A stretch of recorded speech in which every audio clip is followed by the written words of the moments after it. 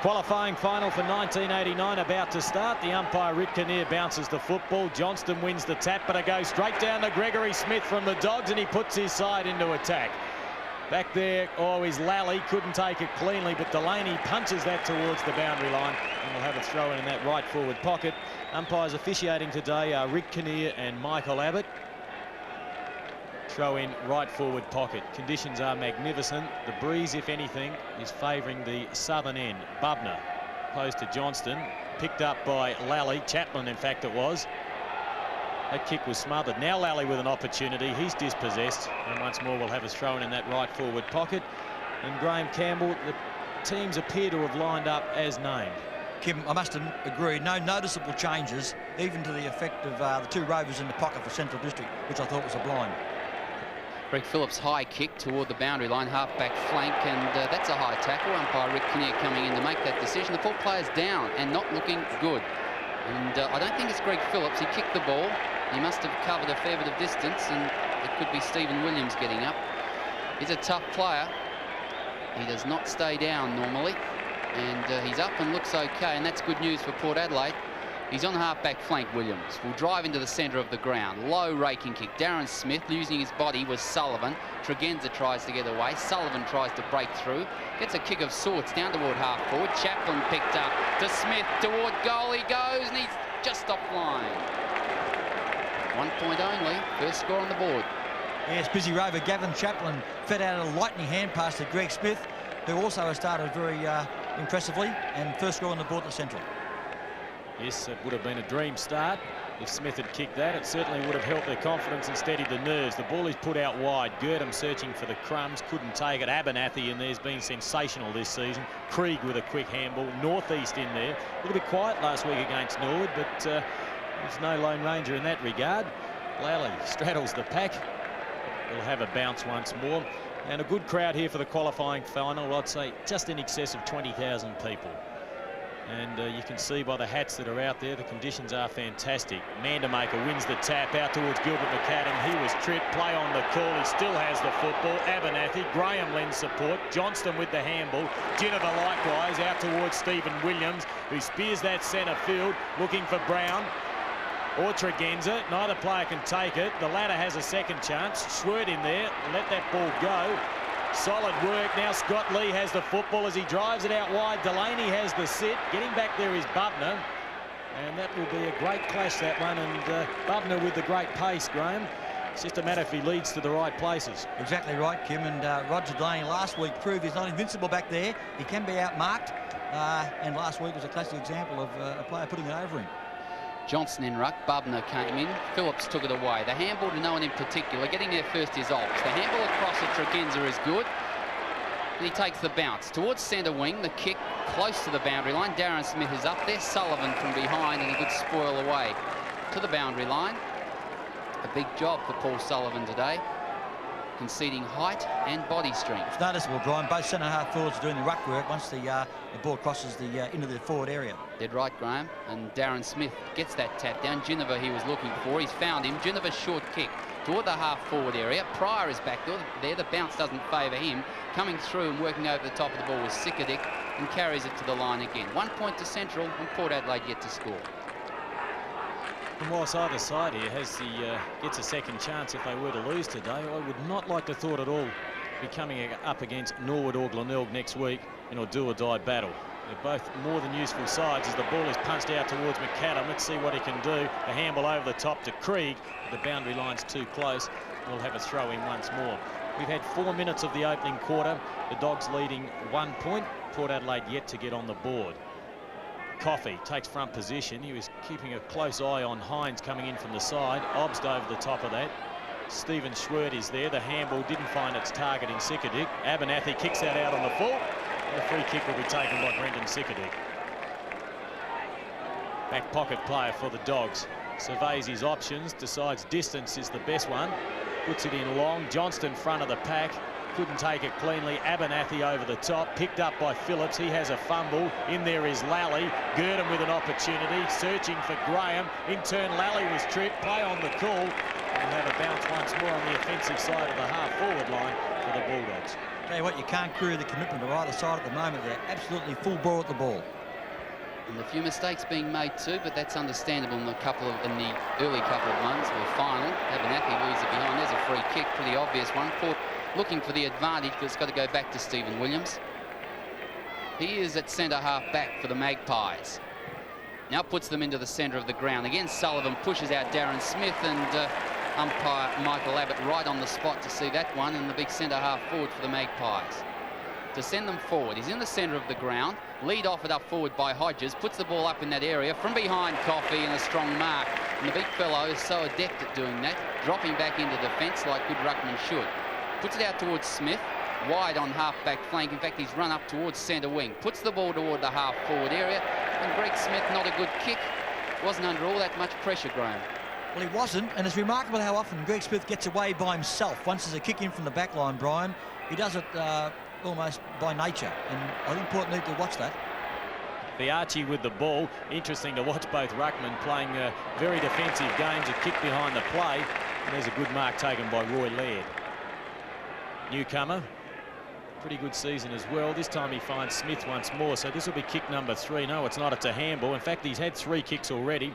That time he uses the run of Scott Lee, punched away from behind, and that's off the boot of Phillips, and that should be out on the full. Not quite, according to the umpire. Well, the Central players reckon it was, but then again, they would, wouldn't they? Yeah, they just have a slight reason to be a little biased in a situation like that. Dodger Robertson, good hands to get it out towards Graham. He was tackled. Try McAdam. Gilbert McAdam on the outer side. And don't the crowd love this player? Puts it out wide. Chapman's the target. Lost it there over the top. And we'll have us thrown in that right forward pocket once more, and that's about the 3rd time. And Kim, it wasn't the most advantageous position to kick the ball then. If Chapman had have retained possession, we would have been on an oblique angle with the goals. Gilbert McAdam should have gone to the square. I agree, Graham. No doubt about that. Direct to the goals. Johnson in ruck against Bubner.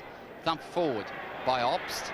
Over towards Abernathy, was looking for. In there was Lally. Got the handball away. Back it comes to Krieg. Onto the right boot he's forced. Puts it back to centre half forward. Almost to the full forward area. Punched off hands. Gilbert McAdam is clever. He's a great player. He's got 2 Port players to beat. Just couldn't get away. Didn't quite have the pace. And conceded the ball toward Fiacci. He carries it to the line. It's a clever kick, George, and he's kept it in play, and pretty heavy work, and he's got it to Brown. Back to Abernathy again. He's got to work hard. Fiacci, in fact, it was, not Abernathy. And George Fiacci working very hard at the bottom of the pack. Very noticeable too. George Fiacci hasn't got a right foot. He was caught on his wrong foot then and simply couldn't get that foot to ball to make something out of gaining possession. Rick Kinnear with the football, puts it up high. Both ruckmen run into each other. Johnston took it, though, cleanly. So too does Williams. Looking for some options up forward, decides on a handball to Northeast, who uses the support of Phillips. Long penetrating kick, Smith and Sullivan. Sullivan spoils. The ball pushed forward out towards Brown. Here's an opportunity for the Pies. Brilliant tackle, Roy Laird. Oh, great courage and tenacity. Going through solidly is Sikadic. Now Ginniver with a chance. He'll need support. Out the back door towards Hutton. Kicks around his body. Smith there. So too is Laird. Hodges with an opportunity. Unprotected goal. He intelligently put that back to the head of the square. Now found Brown. Short pass. Oh, no mark. Good umpiring. Down towards Hines. The ball out to Darren Smith. Round his body once more. Players set themselves. Clean bowls everything, and Price should clear, hopefully. No, he won't. In fact, that ball has gone over the line. Golden chance to score by Port. Went begging then. 2 or 3 opportunities, but the ball wouldn't sit up for them a couple of times, and the quick kick to Figenza was just knocked away expertly by the central defender. And there wasn't a lot of method. Oh, Rowan Smith off the pack, shoots at goal, and just going on with that, Graham. I didn't think a lot of method in the Port forward movement. I think players under the pressure of finals football just hurrying their kicks a little bit, and that was one of the reasons the kick wasn't good. The pass off didn't come. Coffey was up, off hands. Nice handball across to Lee, across to Chaplin. breaks away from half-back toward the centre wing area, looking for Phil Graham, back from injury today, and an important player for the Bulldogs. Can't control that one, but he's got the free kick being held onto by Bruce Abernathy, the opposing number 5s. Graham puts it back into the centre area. Oh, Phillips edges out Mandermaker. This allows Lally to come from behind, but Mandermaker's the free. Push in the back. He's looking to get it in quickly towards centre half forward. Now Bubner from behind. Delaney destroys that one. Schwert picks up the handball across. Good body work by Gurdon. Now he's back over the top, but looking wide for Bubner, offering support for 3 Port players to beat. Being held on to still, but no free kick. Comes out toward Krieg and socket off the ground. Nice work by Tregenza in defence. Tell you what, you can see the reasoning behind Neil Curley in playing 2 little fellas each side of Peter Bubner. Every time the ball goes up, Roger Delaney gives a healthy punch from behind, and of course little people scouting the pack can be advantageous. We've had 10 minutes of the first term. There's still only been 1 point kicked, and that's towards the Dogs. So that's what they lead by. Rowan Smith an opportunity. Well done, Coffey. Darren Smith in there. He's dispossessed. Rowan Smith around his body. Bang on. Great mark, Marnie. Plays on quickly to Williams. This looks promising. The pass to Hodges, and he's taken it. Well, there's one thing about Wayne Marnie. When he decides to commit himself, whether it be the body or the ball, he's extremely deliberate. The pass out towards Williams may have blown that. Now a chance for Hines. He'll need support. Back towards Williams. The bounce didn't favour him. Hines once more. Stolen by Coffey. Tries to shrug his way through. In turn, Brown does likewise. Smothered by Laird. Great desperation out there. And if this lad can pick it up, he'll get it to McAdam, but he can't do so. Oh, this is finals football. You can tell the desperation. It picks up a few levels, and the free kick goes the way of Geneva. Yes, obvious free kick, Kim. In their anxiety, Central did overtag then. Geneva's kick not good up forward, and that's an easy one to clear, and they do that through Scott Lee. Down toward Lally, on centre wing, puts it back into the centre, and the mark taken by Robertson. Plays on quickly. Krieg wasn't expecting it, but he's got around the player on his mark, if you could say that, and goes with a spearing pass to Mandermaker. That is a great pass with the right boot, Peter Krieg. Mandermaker has to get it on quickly, puts it up. Again, it's Bubner. Again from behind Delaney. Spoils. Oh, Schwert read it well. Can he go through the goal? He's got to get through a couple of tackles. Biaggi is there being held onto. The free kick is paid. Well, he did well, Stephen Schwert. Excellent. He really committed himself, kept the ball in front of him, and Rick Kinnear was right Johnny on the spot, as they say. He was 1.5 inch away from that free kick. Nobody could argue it. I guess the Port Adelaide supporters in general would, but he was that close to the incident. It must have been holding the man. And so Stephen Schwert earns the right to shoot for goal. Point blank range, fellas. He's only 15 metres out. Could be the first goal of the game. Schwert, an outstanding season on centre wing. Really has been a find for the Bulldogs. The left footer, in he comes. Oh, he's hooked that one. Well offline. Not a good kick. Maybe that's finals pressure. Yeah, Brian, give a bloke a rap, you'll miss it every time, won't he? I said he was at point blank range. I won't take that back. But he incomprehensibly missed that one. I guess it is finals pressure. It would be Stephen Schwert's first shot for goal in the final. And that kick wasn't all that good by Delaney as well. Attempted the torpedo punt. The ball went off the side. And Scott Lee took a good diving chest mark. The Dogs are on 2 points. Port haven't scored. I suggest Central really should have had 2 goals, and that's a clever mark by Chaplin. He'll take his best kick from there. Kicking from about 50 metres out, and it's very deceptive, this breeze, since Russell Johnston won the toss I should say, and elected to kick to the southern end. It appears the breeze has swung around a little bit, and perhaps if favouring any end, it could be the northern. As Chaplin goes towards goal, falls short. Bubner up high, couldn't take it, off hands. The free kick's been picked out. It'll go the way of the Pies to the veteran Greg Phillips. Plays on with a handball out towards Delaney. Oh, missed his mark. Chaplin in there again. We'll have a throw-in in that, well, notorious right forward pocket. It's been very prominent. Well, I've got to admit, Kim, that was an adventurous hand pass. It just almost at his feet. He made it very difficult for his counterpart, and of course it's out of bounds. I don't think John Kerr would call it adventurous. I think he might use another adjective. Biaggi breaks away from back pocket toward the centre wing. Darren Smith the target, and he's got him. Well, he plays on quickly. That's what I like about Darren Smith at centre half forward. Straight on toward half forward flank to Hines. Hines is a long way from goal. Hodges is on the lead, puts it out in front, and he's got his hands to it. Off hands it comes. Pryor Puts it back toward the centre wing. Marnie will get there first. The bounce eludes him. Gilbert McAdam again. The handball across. Looking for big Grant Coffey. Tackled from behind. Didn't really have the ball, but Central had the advantage through Girdham. His handball wasn't good. Stolen by Stephen Williams or thumped away. Girdham goes back again. Now Krieg into support. And the short pass to Smith. And this is an important player for Central District. Puts it up. Bubner way too far. It's over the back of the pack and was going toward goal, but thumped through for a minor score. Always amazes me, Brian. Actually, Bruce Abernathy, experienced as he may be, could have grabbed that ball with both hands and kicked it to the outer flank, but he decided to give the opposition a point. And Delaney's decided to go short, looking for Johnston. In there is Northeast, so too Schwert.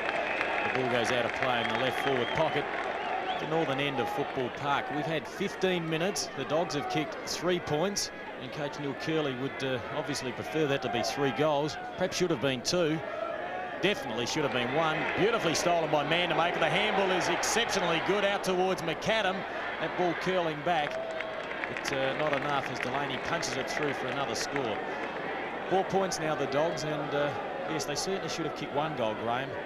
Well, even that one, Kim, wasn't a difficult shot for a bloke of the capabilities of Gilbert McAdam, but he missed comprehensively. I wonder if Neil Curley's thinking about the 12 points they kicked in the first half here several weeks ago without any goals, and they've got 4 on the board already. They'd want to get 1 up for confidence. Abernathy toward the centre wing. Rowan Smith well out of position. Lee thumps the ball away. Chaplin. Good play, the handball. Actually, it wasn't that good a play across to Coffey, but Coffey made good of it. Across to Smith, who's been prominent in this first quarter. Long toward the goals he goes. Ground covering kick. That's the 5th point on the board for Central District. And Greg Smith's second, I might add, Brian. And, you know, it becomes very nullifying after a while. You feel in the finish you can't buy a goal. And it can be very self-defeating, all these misses. Yes, they kick 5 points, and normally when this happens, the other side takes it straight down and bangs a goal immediately. Let's see if that's the case. Marnie over towards Brown. Brown's kick was looking for Smith. Sullivan front position, couldn't take it. Pryor can. He's met solidly. Oh, he gave that to Scott Lee. He handed it to him, not seen by the umpire. Chaplin thought about the handball. Drops in a short one to Greg Smith. They'll have to do something about this man. He's extremely dangerous. Lloyd couldn't take that. Gets a second chance. Laird, I should say. Puts it up high. Bubner sets himself. Delaney the spoiler. He's doing it well so far. Lally in the correct position. Couldn't take it cleanly. And once more, Rick Kinnear will bounce. Almost every time, Kim, the ball has gone towards Roger Delaney and Peter Bubner. Delaney has used a well-judged punch to knock the ball away, but the Central little blokes up there haven't been around the ball to pick up the resultant crumb. And I guess Peter Bubner would probably like to be leading at the ball as well, as his counterpart Delaney comes away. The kicks haven't been coming in for Bubner all that well. To the far side, Hutton didn't take the mark, but he's pressuring and did some good work to get control of it against Jeff Robertson. Robertson is still in there working hard. Tackled and caught holding the ball. Well, he did a lot of work to get it, but Port Adelaide the advantage. Hutton goes forward with the left boot toward half-forward flank. Hines can't mark. He's kept the ball in play cleverly. Now the handball back was good. He's found Darren Smith. Puts the ball high toward the centre half-forward area. Hodges is the flyer. Botka the spoiler. Comes to ground. Krieg off. Oh, that's a high tackle, I thought. Oh, umpire didn't see it that way. Graham Campbell. Well, I agree with you, Brian Cunningham. I think it was a free kick around the neck. The umpire was that close to the... who was it, Michael Abbott? He was that close to the action. I guess it mustn't have been around the neck because we are a bit away from here, but it would appear from a distance it was around the neck. Well, Krieg certainly made up his mind he was going to try and crash his way through, and Marnie's not an easy man to get past. Front position there. Oh, the mark not taken by Hodges. Chaplin picking up the crumbs, not cleanly though. Darren Smith commits himself well. Players dive on top, and it will be Michael Abbott to bounce once more in the right forward pocket at the southern end. And John Cale wouldn't be expecting his side not to have scored 18.5 minutes into the first term. No real damage done at this stage though. They only trail by 5 points as the ball is put out towards Pryor. What a great club man he's been for the Central District side. Greg Smith once more out towards Schwert. Oh, he was caught in 2 minds. He may get out of it. Possession number 9 for Greg Smith as he handballs to himself. Players dive on top of him in Northeast, and umpire Michael Abbott decided to blow the whistle pretty quickly then to diffuse possibly any rough play. I know Jack Cale has to go defensive, Kim, but it might pay to keep somebody camped on Greg Smith at the moment. He's always by himself. Tregenza breaks away from centre wing for the Magpies. The kick hurried under a bit of pressure out of bounds on the full, and Andrew Obbs couldn't quite get there. So Scott Lee is going to take the free kick from the back pocket. Tregenza, in fact, the player who kicked it, not happy. And again, we say, first quarter of a final, pressure is really on. The pace is important. Or the kick toward Coffey. He's a strong mark. It is an improved play. Oh, he's got to kick this quickly from behind. Brown tackles, goes towards centre wing, and luckily finds Phil Graham. He plays on, wastes no time. This is better play by Central District. Goes toward half forward, in front of a great mark taken in that position by Stephen Lally. Now Lally is, I thought he might have been within scoring distance. Smith has made a lead up forward. In fact, he came past Lally in a good 15 metres. Gained 6 kicks and 5 handballs to Greg Smith, and now he's within scoring distance. Well, actually, it wasn't a great option, though. Once again, we've seen a situation where a central player's given the ball off to a guy on a worse angle than the player who delivered the ball to him. Now, it remains to be seen whether Smith is up to it. I think Lally may have been out of his distance and may have reasoned it that way, Graham. He's not out of his distance is Greg Smith, nor his accuracy, and the first goal on the board to Central District. 1-5, Port Adelaide yet to score. And what a busy player Greg Smith has been so far. Something like 10 possessions, kicked 1 goal, 2 out of the entire score of Central, and really has been the difference between the two sides at this point in time. And as I've already said, it might pay to pay a little closer attention to where he is on the ground in relation to where the ball is. Yes, when you compare the Ruck Rovers, Greg Smith's been in everything. He's been like salt and pepper. Have a look for Port Adelaide, and Andrew Obst has been unsighted thus far. Abbott bounces the ball. It goes down towards Ginniver. It's a wobbly kick forward. Sikadic should really charge at this ball, which he does. Gets the kick away. That's good play. Smith in there once more, and that's a great mark. Oh, he's a big-time player, and he's off. Gives it out towards Schwert. He chips out a short pass, and he found Butner. The mark's been paid. And that's the way they have to play, Graham. Oh, that was vintage football, Kim. Actually, the crowd didn't like that, but that was a clear mark. There's no question in my mind that Peter Butler had to be paid that mark. Roger Delaney, a fraction behind, punched it too late, and the mark had to be paid. 21.5 minutes into the first term, and Greg Smith clearly best on ground. Bubner starts it out to the right, and it goes further away to the right, and in fact we'll have a throw in that right forward pocket. So not the type of kick they needed to finish off that passage of play, but I think the highlight is the quickness they're moving the ball. You're dead right, Kim. From the back, Bubner tries to take it from Johnson. The thump away comes towards Hutton. Has to kick hurriedly on his left boot. Rowan Smith underneath it. Roy Laird was the player who spoiled away. Krieg couldn't take it. In fact, the advantage is paid to Port Adelaide as Peter Krieg was caught holding the ball. Rowan Smith's kick down toward Darren Smith. He's on centre wing. Puts the ball back towards centre half forward. Marnie has made good position, and Wayne Marnie stopped just in time. I think Scott Lee was there. I thought Marnie might have played on. Now he decides to play on. Puts the ball long in toward the full forward area. Hodges from behind. Spoiled away. Comes to ground. Sikadic. The handball away. The central defence is strong at the moment. Coffey is on half-back flank, and he'll put it toward the half-forward area. The lead offered by Chaplin, and the mark taken. Very noticeable too. No little man supported in the Port forward line then. 2 big blokes up, Hines and Hodges, and no one at ground level. Crowd of around 25,000 at Football Park as Johnston takes the mark, plays on quickly. It's one of his trademarks. Prefers to give the handball away. This time it went to Ginniver, who puts it up high. Strong mark, Darren Smith. Oh, Sullivan a little frustrated. He'd want to be careful there. Out towards Marnie, coming into the game strongly. Northeast. Well, he's lost his compass. He's well down from the half-back line.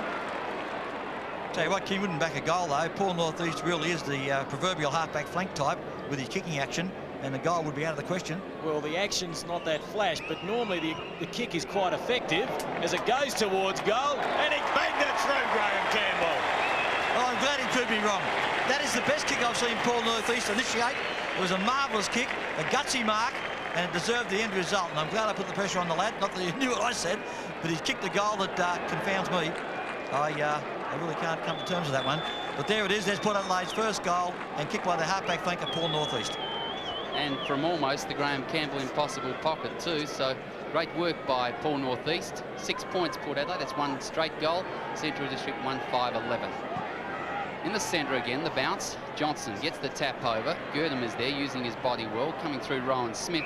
And the pack forms, and the umpire will bounce again in the centre. 24 minutes played in this first quarter. Certainly hasn't been a quarter of goal scoring, but very tight finals football. Phil Graham gets it back. Robertson the handball away. Krieg receives, now goes long toward full forward. Again, it's one-on-one. Bubner and Delaney. Delaney in those sorts of duels will always win out with a superior height, and he comes away. Bubner has got pace. Oh, Delaney's kicked straight to Chaplin. Chaplin to goal, and he's missed, and that would have been an awful mistake. Oh, what a classic, snap of the ball or trap of the ball first of all. Then the snap was almost classic. It was going through, but it swung away, and Gavin Chaplin will rue the day he missed that one, because that was what you might call the ideal Rovers goal. Great work by Chaplin, and just missed it. I think Neil Curley may rue that as well. And gee, Brian, that was reminiscent many years ago of Craig Baum kicking out from fullback straight to Rick Davies, and he took the mark and kicked a goal. We always have a giggle about that, but when you do it, if you're in the position and you make the error, it is so embarrassing. No blade of grass will hide you, Kim. There's no question of that. Northeast once more. Scott Lee. The Dogs are looking pretty sharp nevertheless. Williams went down. Schwert has the football. Centres it intelligently. Graham's got 3 players to beat. The football comes out with Abernathy. Puts it up high. It's a wobbly kick. Smith commits himself. He's very courageous, Greg Smith. Dodger Robertson back towards Krieg. He's picked up a number of possessions in this first term. So too is Girdham. He puts it up high. Bubner's got to back into Delaney. He's playing into his hands. Sote, look at Lally. Great Rovers goal. And that's what Coach Neil Curley's been looking for. The defensive punch from Roger Delaney going into the eager hands of a waiting little man. This time it was Stephen Lally. Finally, the Dogs' plan of playing 2 little blokes each side of Bubner has paid off. Picked up the falling ball, popped it through his non-preferred foot, his left foot, and Central looking good. And Graham, that's a fair comment. And Delaney is talking to Boyd and saying, why aren't you at the front of the pack? But by the same token, Bubner's got to be more aggressive in the bodywork department. Central District 2 goals, 6-18. Port Adelaide 1 goal, and certainly the Bulldogs at this stage looking at an upset in this first quarter. They've had most of the play. Brown tries to get it away, and there Johnson gets it towards Stephen Williams. His tumble punt to half forward. Bounces past a number of players. Lee will get back there first in defence. He'll put it close to the boundary line. Wide is Pryor. He'll get there first. Or coming in, the tackle was strong, Darren Smith, and Pryor had to put the ball to the boundary line. Didn't really like the attention, I think, of the big Port Adelaide centre half. It'll be a boundary throw. Arguably Port Adelaide's best player, Darren Smith, at the moment. I think he's playing a top game at centre half forward for the Black and Whites. Hines with a clever tap towards Geneva. Roy Laird trying to punch that away. Rowan Smith's been quiet. Sickerdick in there. Roy Laird. I'm having a little bit of trouble with that. We'll have the bounce once more from Rick Kinnear. We're into time on. We've had 27 minutes, 2-6 plays, one goal. The advantage to the Dogs. Darren Smith punches it out. Robertson there. A handball back to Krieg. The kick didn't go far at all. Rowan Smith over the top. And once more, it will be Rick Kinnear to bounce. As we mentioned, that breeze is, well, if anything, it's virtually going across the ground. Coffey up high. Hines came out with the football. The handball goes back towards Phil Graham, who intelligently places that ball out towards Girdham. In turn, McAdam. Oh, Tregenza's very quick, but McAdam's very clever. Philip Graham there was the target. It's back to Tregenza. The ball sits up for Rowan Smith. Stolen by Coffey. The handball out wide to Robertson. Oh, quick hands to get that towards McAdam. And the pass is brilliant that finds Lally. The Dogs looking sharp. The short pass. Mandamaker over the back. Biaggi picks up the crumbs. He'll go across ground, and Port should be out of trouble. They are with Russell Johnson there, and gets it across to Brown. Brown toward the centre wing position. Oh, big fly by Schwert, and the mark almost could have been paid on the second grab off Stephen Schwert. He's still working in there over the top of it, and he forces the bounce down. The umpire could have been kind then to Stephen Schwert and paid that mark. I had a touch of brilliance about it. He hung there suspended for a moment, and just that brief half-second cost him that mark. I thought he just about brought it down. Coffey taps away to northeast, though, for Port Adelaide. His handball again to the boundary line. 2-6-18 Central District. Port Adelaide 1 goal at the end of the first quarter. Laid out, their defence was superb. Coming through is Obst. Kicks the ball forward for Port Adelaide. Picked up by Robertson. Back to Smith again. His 7th kick. He's also had an equal number of handballs. The soccer out wide. Looks like Trevor Rowe is on the ground for Central District. Lally, in fact, it is, sorry. Lally gets it back to Robertson. Robertson onto the left boot toward the half-forward area. Mandamaker the target. The big fella got his hands to it. Phillips spoiled from behind. The big Port centre half back puts it back to centre wing. Hutton is in position. Couldn't take the mark. Off hands Krieg. Well, the short kick was smothered by Ginniver. He got it back off Obst. Now the handball across to Tregenza. Oh, got it past the boot of Coffey and long toward the goal front. Hodges is back there. Botka spoils. Hodges to ground. Comes toward the forward pocket area. Hines carries it along with Sikadik to the line. First time we really seen a bit of system by Port, uncontested by Central, because most efforts by Port Adelaide so far, the Central player has been in the road or something's always happened where they couldn't get that free-flowing game going. Coffey opposed to Hines. The ball comes to ground. The handball out towards Gilbert McAdam. He couldn't get an effective handball away. Sullivan in there. So too Darren Smith. Rowan Smith as well. Gilbert McAdam hopped in for his chop. Couldn't claim the football. And we'll have a bounce once more. 1.5 minutes into the second term. It's the Dogs by 12 points. In a very tight game so far. Coffey up high, punched that towards the boundary line. Rowan Smith there. Great tackle, Gilbert McAdam. Tremendous tackle, in fact. He really is a complete player. Throw in left forward pocket at the northern end. It'll be Coffey once more, this time opposed to Hines. Smith thought about coming from behind. Over the top of that was Laird. In there is Greg Smith. The ball came out towards Obbs, one of his few possessions. Brown over the top to Stephen Williams. Oh, he wanted to curl that ball back, but didn't make contact in the correct place. Thus that ball in and out of bounds on the full. It's Port Adelaide suffering as they go forward through poor method, and that wasn't a good disposal. The kick back. Well, Coffey's up. Johnson is higher though, and he grabbed that, used the body well, got it straight across to Abernathy. He was caught. Across towards Obst. He goes long to the goal front. He's put it up, he's put it long, and he's put it straight. Port Adelaide, their second goal at the 2.5-minute mark of this second quarter. Well, talk about an opportunist goal. Greg Smith thought he had that ball. It was just sort of jolted loose. Andrew Obst was hovering around. He's had a quiet term in the first stanza of play, but maybe he's coming back into it now. He's had 3 possessions, to my mind, this quarter, and one of them is a goal. Rick Kinnear with the football, centre field. Johnston opposed to Coffey. Coffey up high. Question is, can he keep leaping like that all day? The tackle on Williams, and that's holding the ball. The free kick will go the way of Philip Graham. So he's into the side after a back injury. He's looking quite sharp on that half-forward flank. Gets good distance with the kick. Bubner sets himself. Oh, 2 grabs, couldn't take it. Play on the call. Ginniver there to pick the crumbs up to Johnston. Out towards Phillips, who clears out wide looking for Northeast. So it's a race for pace. Northeast first there. Gets the right foot kick away. It goes about 45 metres. The mark's been taken by Scott Lee. Oh, well, he handballed to Sullivan, who decided to shepherd. Now Sullivan in there. Back towards Krieg. Let's see if he can manufacture some effective play. And he's found Mandamaker.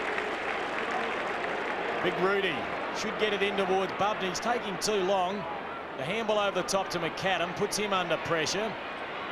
In turn, he searches for Bubner, who also is under pressure.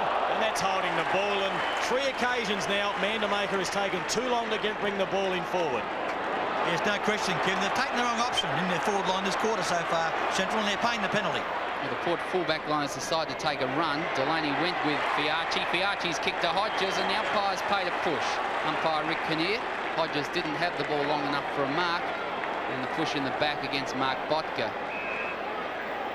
So Hodges is about 50 metres out from goal, and Brown is not happy with attention in the forward pocket by Pryor. Tangling with Mark Pryor. There's been on for a couple of seconds, Brian, but the umpire hasn't seen fit to do anything about it. Scott Hodges thinks he can make the distance, and he certainly can. The ball drifting, and drifting just a little bit wide for Scott Hodges. So 1 point on the board. Port Adelaide go to 2 goals, 1-13. Central District 2-6-18. Almost 5 minutes played in the second quarter. A bit more fluency in the Port Adelaide method of play this quarter so far. I sense sort of a comeback. Sikadik with the football. Out wide, looking for Schwert, and that's a good mark. Good player, Schwert. Perhaps not as classy as Tregenza, but just as effective. Mandamaker, in fact, Girdham underneath that. Picked up by Ginniver. Good pressure by Krieg.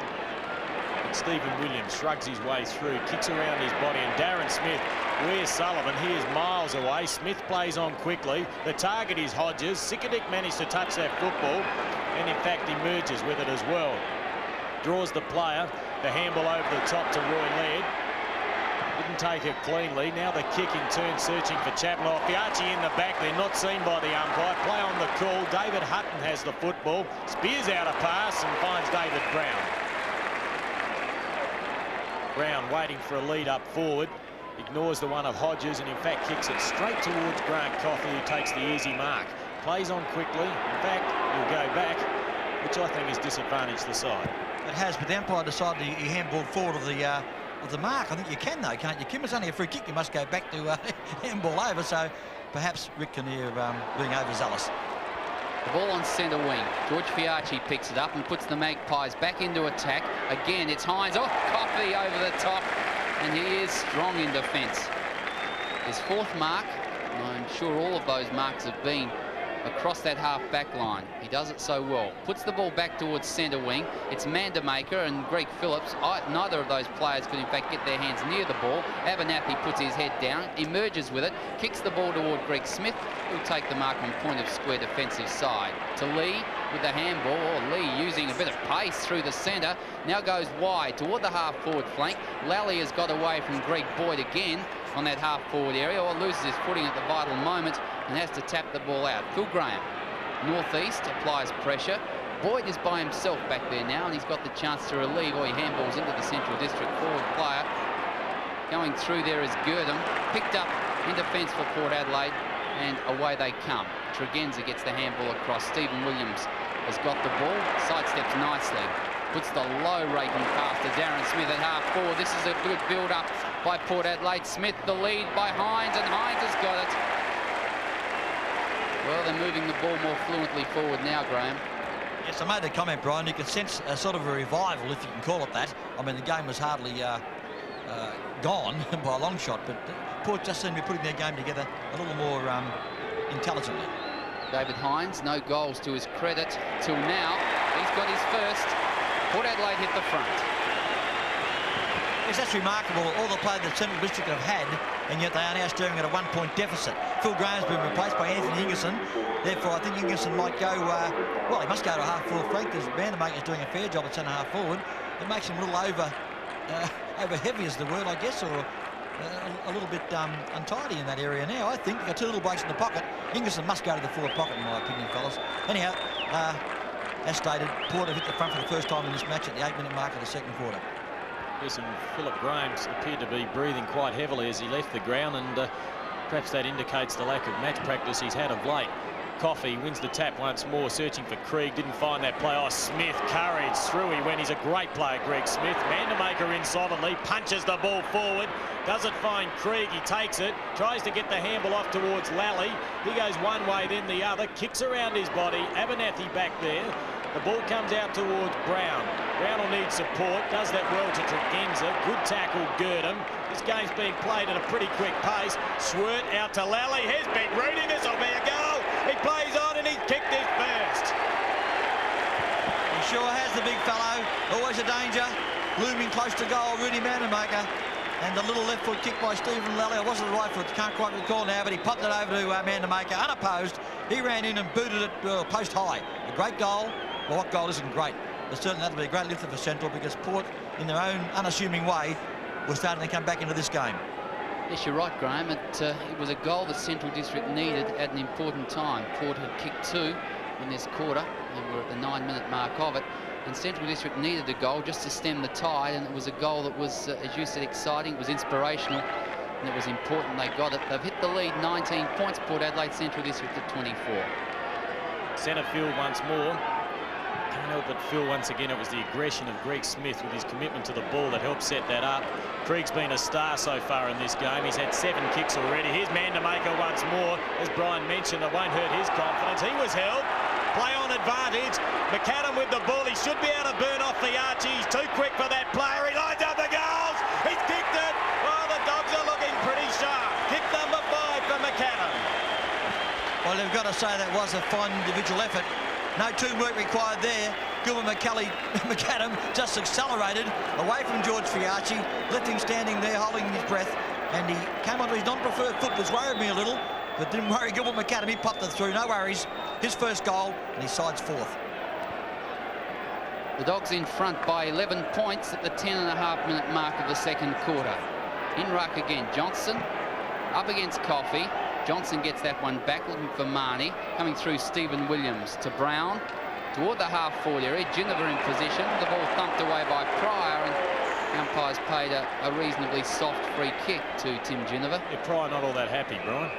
Ginniver is at centre half forward. The lead offered by Hodges up forward goes in that area. The ball thumped away by Botka, only as far as Tregenza. Now can he repeat the dose for Port Adelaide? Puts it up to the goal square, but he's offline with a point only. Yes, I guess every score's an important score today, though. Simon Tregenza possibly should have kicked that, given the lack of pressure applied to him, but just faded away a little. Sikadic puts it out wide and finds Coffey. He's having a great game thus far. More than interesting duel with Russell Johnston. In turn, he finds Gavin Chaplin.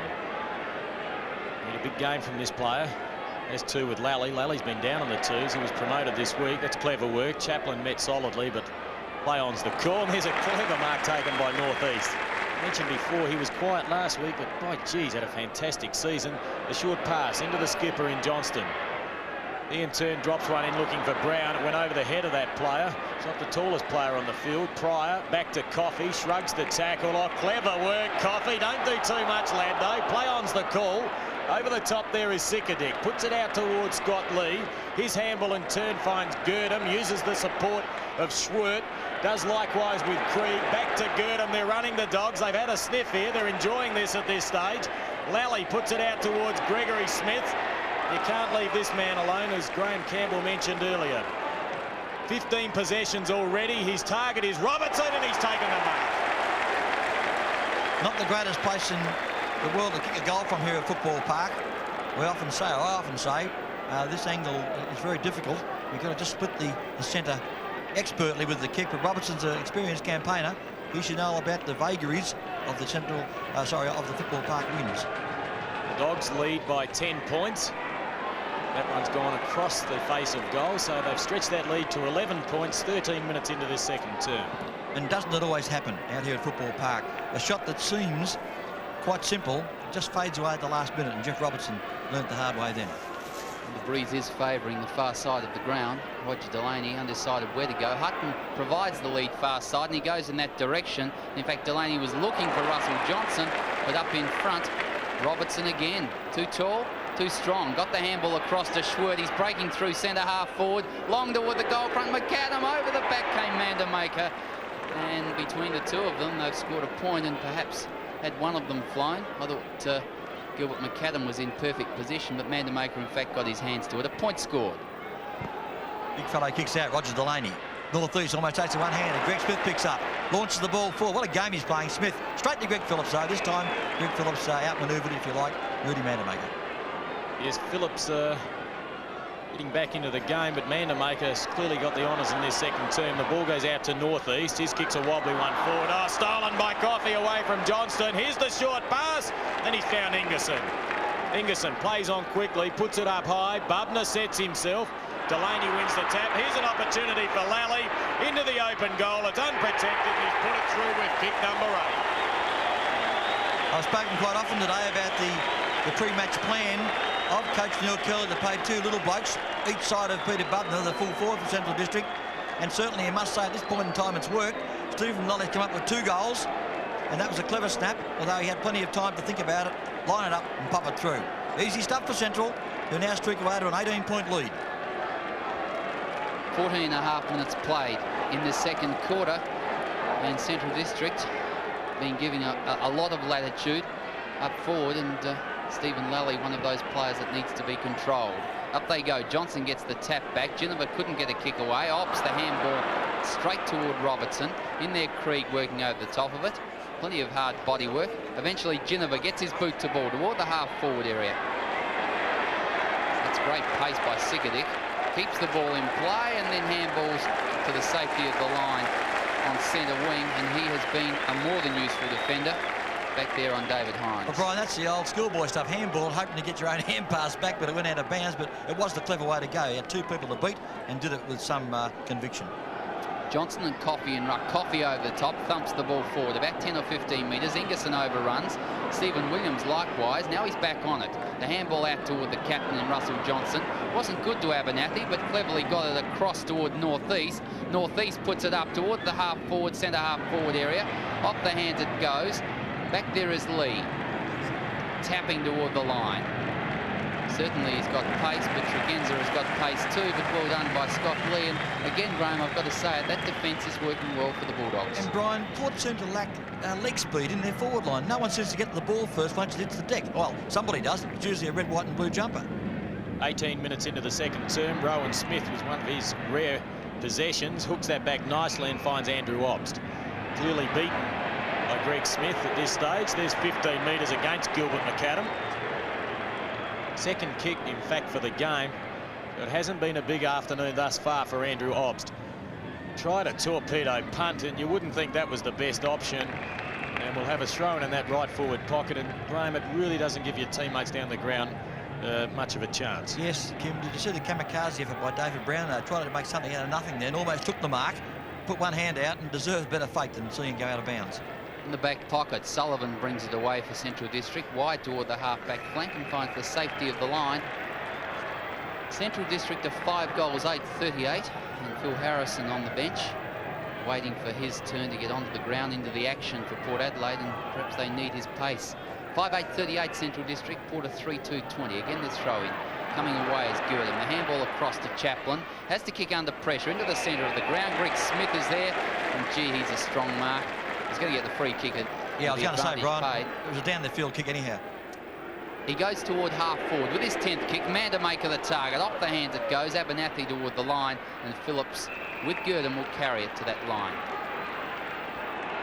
If we have a look at the scoreboard, it is actually 13 scoring shots to 5. The Dogs lead by only 18 points, so if you use that for a guideline, perhaps Central should be further ahead. Mandamaker won the tap and went down towards Abernathy, hooks that back around his body. Rowan Smith should be first there. Ball doesn't sit all that well for him. Tregenza with an opportunity, cleverly tapped back by Schwert towards Krieg, and Schwert off the ground once more, and I think that was the best option. He was under a lot of pressure then. I doubt whether he could have taken that ball with the hands and disposed of it very effectively. So Schwert's doing a good job on Tregenza. So too are a number of the other Bulldog players around the ground, namely Coffey against Johnston.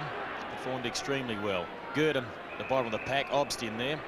We'll have a bounce once more. 18 minutes into the second term, 3-2 plays 5-8. The advantage to Central District. And by Rick Kinnear taking time to get the ball underway. Will again put it down.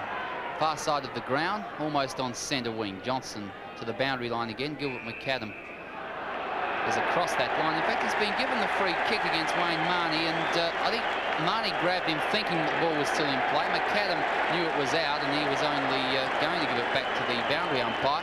And a 15-metre penalty as well, and that was a pretty harsh free kick. McAdam goes forward toward the half-forward area with a kick that wasn't a good one. Didn't give the central forwards any chance. And again, it's out of bounds on that half-forward area. 19 minutes played in the second quarter. The margin 18 points. It was a strange free kick, that one. It seems to me that Wayne Marnie earned the ire of Rick Kinnear then by getting 15 metres as well. Mandamaker came over the top, but the free kick's been awarded to Russell Johnston. So the skipper tries to centre the ball looking for Phillips and does so effectively. Smith, a little bit of extra attention, 15 metres against that player. Greg Phillips plays onto the left boot, puts it up high. Hines sets himself. Good commitment shown by the central defence. Brown off hands, kicks towards goal. It's luck not running with the Magpies at the moment. It's a minor score. They move on to 3-3, Central 5-8. Yeah, luck didn't go with them, Kim, but at least they got the falling ball. One of the rare times that the Port Adelaide players were alert enough to pick up that ball forward of the pack. Greg Boyd is off for Port Adelaide, and Phil Harrison on. Boyd was on Lally, and Lally's kicked a couple of goals already in the game. The action with Roy Laird as he puts it in toward the centre half forward area. Oh, the body work by Bubner I thought was reasonably good. The umpire didn't. I was going to say that was good body work, opening up the play and leaving open spaces up forward, but I wasn't agreed with by umpire Michael Abbott, who thought it was an illegal push out against Roger Delaney, and he'll take the free kick at centre half back for the Magpies.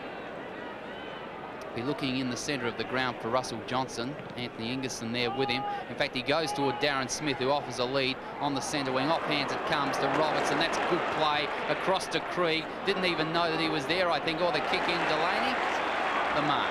Plays on quickly across to Harrison. Harrison breaks away. He's always got pace. And a good player too. Toward the centre wing, half-forward area. Girdham, that is a great mark. Certainly is. He's having a good game. He puts that ball up high for Schwert. They seem to combine very well, those two players.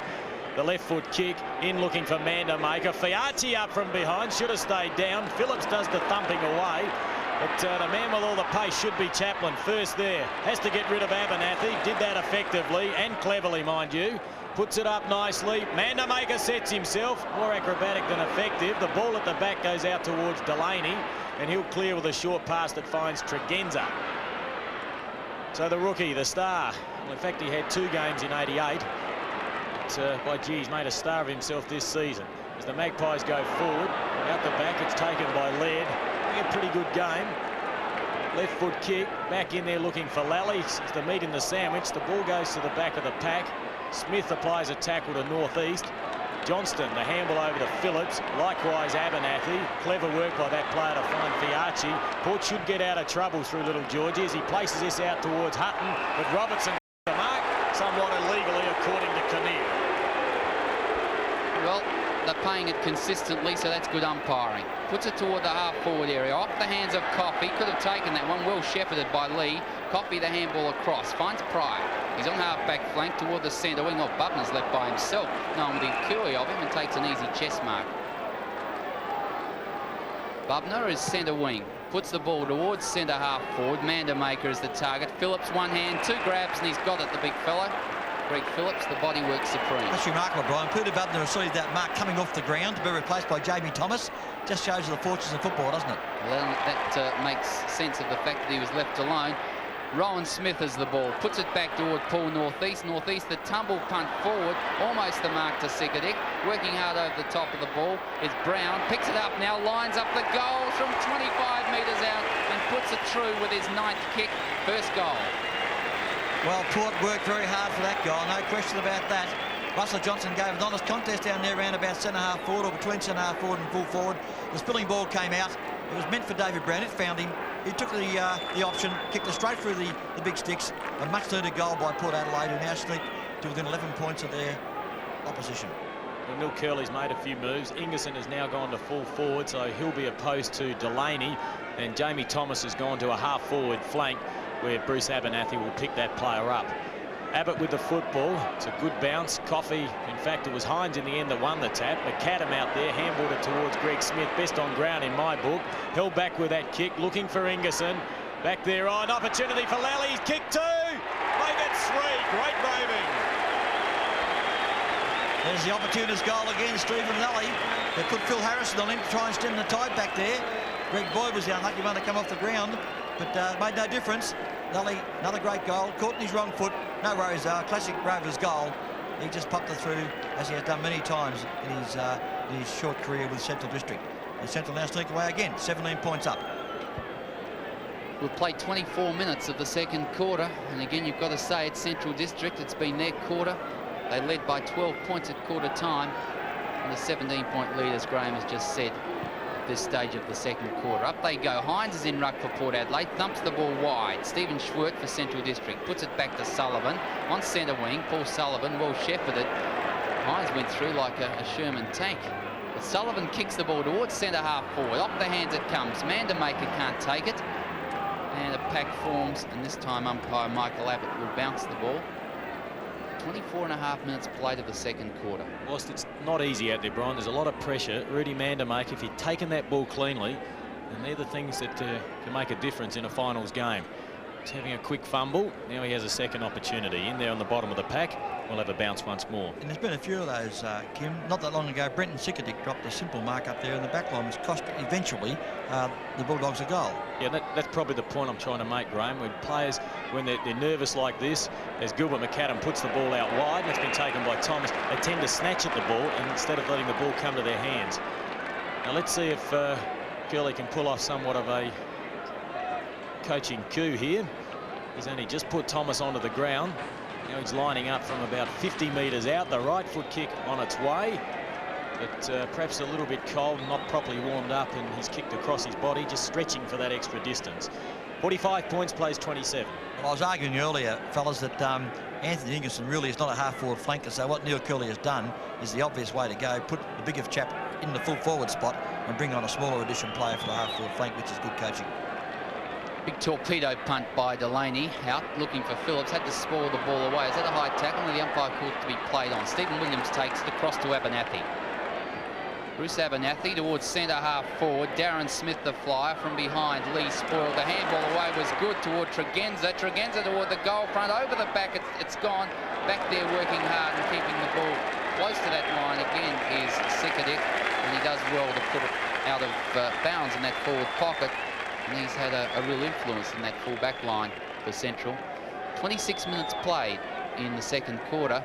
Quarter 4-3-27, but Central District a 6-9-45. And a tactical ploy by Jack Cale to get Russell Johnson up there in the teeth of goals to make Brenton Sikadik be undermanned for height. Ginniver back towards Rowan Smith. He normally can kick them from anywhere. That's no exception. He's posted his first, and Port Adelaide move on to 5-3-33, trailing Central 6-9-45. Yes, Rowan Smith, any possession close to goal usually means either he ferrets the ball out to somebody in a better position or kicks it himself. On this occasion, he opted for the latter and popped it through, as he's done so often this year. A classic footballer, Rowan Smith, when in full flight. Hasn't been a big day for him thus far, but that was a goal that means a lot to his team. Makes the margin 12 points in favour of Central District, as it was at quarter time. So you've got to say on that score, I guess it's been fairly even in this quarter, although Central, to me, look to be playing the better football. Port Adelaide, not their characteristic game, I'm sure. Coffey tries to get the kick away. Couldn't. In there, the handball away from Hines to Stephen Williams. Stephen Williams forward. Darren Smith has got it at centre half forward, and that's better method by the Magpies. And Smith is within kicking distance. And you could say, Brian, that's been the one guy that's played well all day in his position, Darren Smith. He really has given people upfield something to shoot at. If he hasn't marked it, he's brought it down to the ground, and he's been a constant worry to the Central defence. He's had 5 marks, and with his 9th kick, puts it up to the goal square, puts it right through the centre for his first goal, and the Magpies go to 6-3, Central District to 6-9. And that is a classic centre-half forwards goal. You go back, you comb your hair, you think about it, and you pop the ball through the centre. Good stuff by Darren Smith. Has been a leading light, as I said, for the entire game for his club. And now players are starting to warm to the task in the Port Adelaide jumper. There's 14 possessions to Darren Smith from centre-half forward before half-time. Perhaps Neil Curley may be considering the move of perhaps Bubner to centre-half back to look after Darren Smith. We're well into time on in this second term, though, so no moves will occur at this stage. As Krieg goes forward, that could be the last opportunity for the Dogs, as Greg Phillips tried to paddle that ball between his legs. Gilbert McAdam, now that's holding the ball. Well, he really didn't try and knock that ball out. It was a token gesture. And you can see yourself, Gilbert McAdam not really remonstrating with the umpire, so perhaps he knew. Delaney with the left boot, puts it out wide. Hutton opposed to Robertson. The ball at the back of the pack eventually goes over the line, as we see Mark Botka and Scott Hodges a long way away from the goal. I'm pretty sure, Kim, that Scott Hodges has now been posted to centre-half forward, but Neil Curley, logically, has kept his marksman on him. Boundary throwing on centre wing. Hingerson up, got the tap down. Over the top of the ball is Stephen Williams. Can't get it out. The crowd, Central District crowd, calling for holding the ball because they just had one against Gilbert McAdam, but Williams managed to get it out. Umpire Rick Kinnear will bounce again. Hodges this time in ruck. Ingerson too tall, over the top. Now goes and gets his own knock. Kicks the ball forward, which is good work. He's covered 10 or 15 metres. Abernathy had to go directly at Mandamaker and carried the ball to the line. 6 points the difference, should I say. The margin, Central District 6-9, Port 6-3. There's no question, Brian. Scott Hodges has been given a roaming task in the Port forward line. He's not playing a full forward any longer. You couldn't say centre-half forward either. Play on advantage paid to the Magpies. It's Obbs with the football. Surely this would be their last chance to score. Sullivan didn't take it cleanly. Scott Lee back there. By crikey, he's a reliable defender. Has been for quite a while. Best and fairest in 87 for the Dogs. Kick number 10 finds Krieg. Krieg very keen to move the ball forward. Schwert with an opportunity. Short pass. He found Coffey. He's a pretty long kick, and let's not forget this lad started his football as a full forward and was more than useful in that position. We've had 30 minutes of the second term. Yet to kick a goal. Kick number 8's a wobbly one, and that has gone over the line for a point. So 30.5 minutes into the second term, the Dogs lead by 7 points. Yes, and normally I don't think Grant Coffey would find that distance not that difficult, but this time the breeze must be disconcerting out there. He is a giant kick of the ball and didn't quite get there, really, even though the point could be credited to number 2 for Central. It really just made the distance, and that's all. It's a towering torpedo punt by Delaney again out of defence for Port Adelaide. The handball comes toward Greg Smith. Smith is running through centre half forward. The siren blows and Smith puts it through for his second goal with his 12th kick. And at half-time, Central District go in 7 goals, 10-52, leading the Magpies 6-3-39.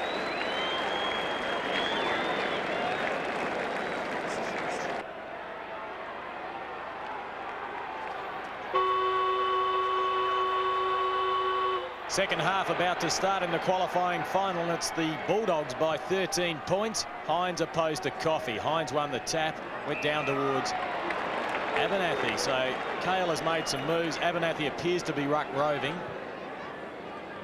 and I would say he's got the job of looking after Greg Smith, and Hodges takes a mark. That's something he found difficult to do in the first half.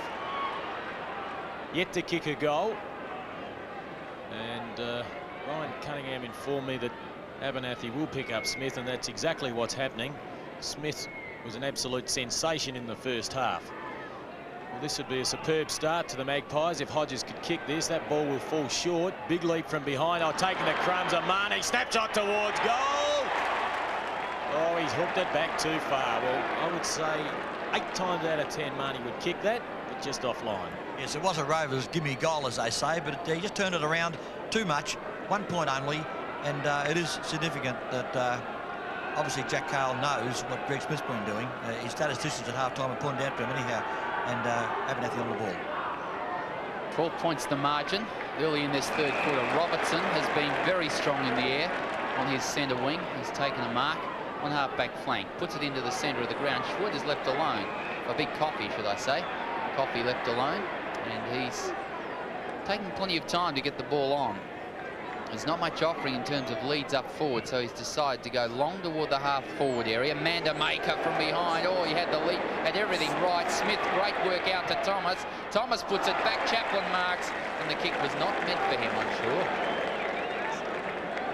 Well, Ingerson made the lead, and Jamie Thomas put it back, but that was good Rovers anticipation by Gavin Chaplin to get there and snaffle that one, and now he's got a shot at goal from only 25 to 30 metres out.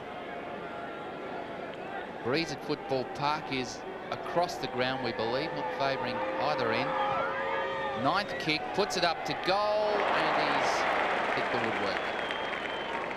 1 point to score, 7-11. The Bulldogs, 4-6-4.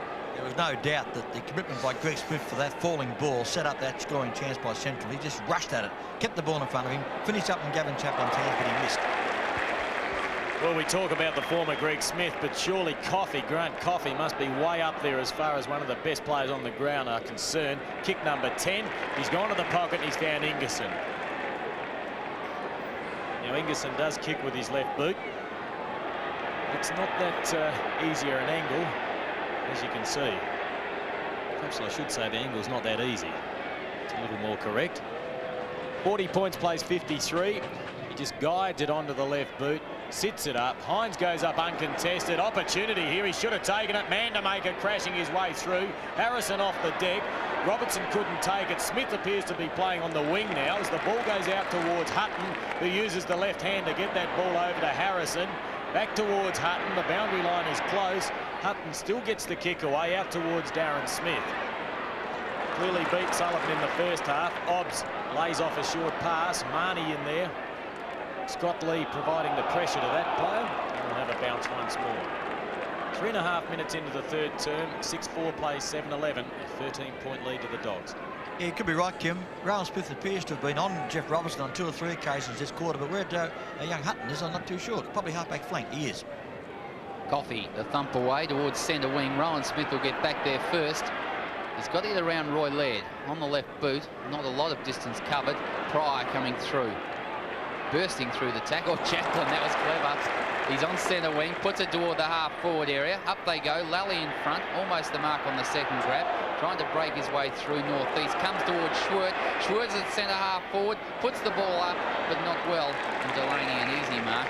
The lead was offered again by Ingerson, but I think Stephen Schwert, under a bit of pressure of time, didn't get the ball to him. Delaney takes plenty of time to put it down toward the centre of the ground. Stephen Williams using the body effectively, then taps it on, gives the chance for Ginniver through centre half forward to Hodges. Hodges lining the goals up, 45 out. He's put it straight through the centre with his fifth kick, and he's got his first goal. Yeah, full marks to Tim Ginniver. Gave the quick hand pass across to Scott Hodges, who needed a goal like I don't know what. He really had to get one on the board, playing full forward today with nothing against his name till half-time. And finally it has happened for him. A good long goal, set up by Tim Ginniver's unselfish play. Gave the hand pass across. Scotty Hodges equal to the task this time. And brought now 7 points behind Central. 18 scoring shots to 11, but there's only 7 points the difference. And Stephen Schwert may rue that kick that went straight towards Roger Delaney. The ball back to Greg Smith once more. It's a wobbly kick forward. Thomas couldn't control it. Northeast back there. He's been a solid performer. Ginniver with an opportunity once more as he paddles that out intelligently to Tregenza. Now the youngster can run. That's what he likes to do. He's had 3 bounces. Johnston wants it in long, but he decides on 5 bounces. There's the Shepherd. Oh, by Marnie. Schwert's down. And the mark's been taken by Odds. And Schwert is still down, and that was fair.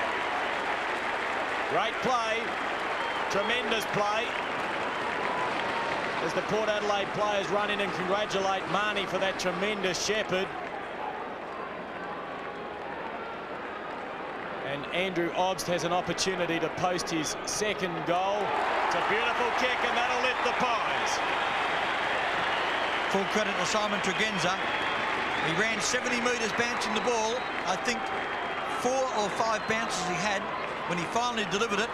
He ran the gauntlet somewhat. He got met by the oncoming tide, although Wayne Marnie got on the road perfectly at the right moment, and the kick found Andrew Obst lurking around the forward line. Hasn't had a big day, Obst, but kicked unerringly for goal, given the chance. I give great credit to Stephen Schwert. He ran a good 40 metres and was catching Simon Tregenza, and he really did work hard. Thump away by Hines. Porter inspired at the moment as they're 1 point down on Central District. Jamie Thomas puts the ball toward half forward. Lovely kick to Chaplin. You know how these blokes can wear the long sleeve Guernseys on days like this. It's a great day, and it must be pretty warm out there. But he's got the ball, puts it in. Oh, Mandermaker and Greg Phillips. Neither of them got their hand anywhere near the ball as they were bodying. And Abernathy tries to keep the ball in play, or Harrison, in fact, it was. But he couldn't. The boundary umpire indicates another throw-in. It's about 35 metres around from the Central District goal. Again, the ruckman, Hines in front. Wasn't a good throw-in by the boundary umpire. Jamie Thomas over the top of the ball. And again, he carries it to the line. 53 plays 52, 7 minutes, third quarter. Well, Graham wonders, whilst Rudy's not having a large effect on the game as centre half forward, should he be moved back to full forward and perhaps let someone try and run Greg Phillips around? Anyway to go, Kim, really. I always say that Central look better with their leading goal kicker in the square. But so far, Neil Curley's decided not to opt for that option. Phillips gave it to Delaney. In turn, it went to Hutton. Now it's out with Rowan Smith. And the Pies are running. Delaney providing some options. The bounce didn't favour that play. A little Chaplin's in there, but he lost his footing. He was just moving too quickly to change direction, and the ball goes out of play on the outer side. And today's match is an indication of how cruel football can be. Central have been clearly the better side at this point in time by about 3 or 4 goals, but they're 1 solitary point in front.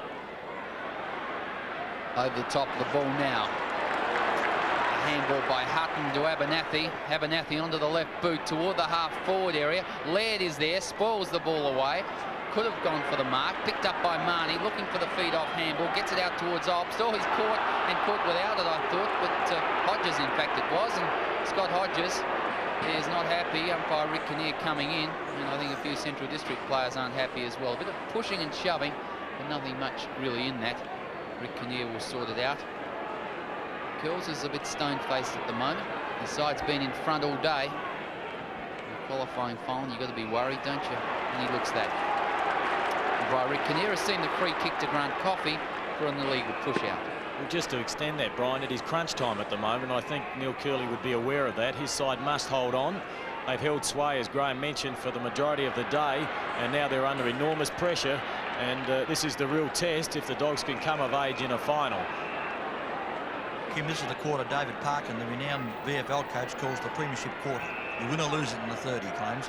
It certainly could be the case. We've had 9 minutes into the third term, and it's the Dogs by 1 point, but it's Port Adelaide going forward once more. Obst is back there, so too Hodges. He's taken out of it. The ball socket forward. It's still in play. Andrew Obst with an opportunity. He's kicked 2 goals, but that one goes through for a point, and scores are locked away here in the qualifying final. By gee, if Andrew Obst had kicked that goal, the stand would have lifted here at Football Park. He was on an oblique angle, though. Almost impossible to see daylight between the sticks as he ran in. So he scored the other option, a point. And as Kim said, dead level. We're almost 10 minutes into this third quarter. The kick out, Grant Coffey underneath it, spoiled away by Hines. Getting there is Rowan Smith, and went at the ball well. So did Paul Sullivan, but infringed on Rowan Smith. And Smith to take the free kick from centre half forward. Leads off it up forward by the Magpies. He's going to kick long to the square, it seems. Hines is back there, is going to be the leaper. Up they go. Players set themselves. Russell Johnson was there as well. The kick away came from Pryor. Marnie will get there first. Looking now for someone to feed it back to. Rowan Smith, the receiver. The short pass in. Stephen Williams, should have taken the mark. Well, Central District have broken away now. Pryor has kicked the ball into the centre area, and that would have been a real chance for the Magpies to go ahead. Abernathy and Smith contest over the top of the ball, northeast. Puts it back into the full forward area. Players set themselves over the back. Coffey. Laird will pick it up. He'll put the ball only a couple of metres to Botka, and he'll look for the safety of the line. Doesn't quite find it, as Hodges is there over the top of it. Playing with the ball. Now he gets the handball up. That's clever work. Toward Obst. Obst at goal, and he's just a little offline. Shaved the inside of the post, I think, on that occasion. Not from there, Brian. Not from there. That would have taken an absolutely pinpoint kick to split the centre from that angle. And Andrew Obst now has 2 goals too to his credit, and he's started to show a little more effectiveness in this third quarter. Brenton Sikadic with the football indicates he wants to kick grandstand side, and he wants to drive it long. Robertson out there. Oh, Smith, middle of the pack, strong mark. Oh, and Sullivan, surely a move must be contemplated. He's not stopping Darren Smith, and he's not finding the football himself.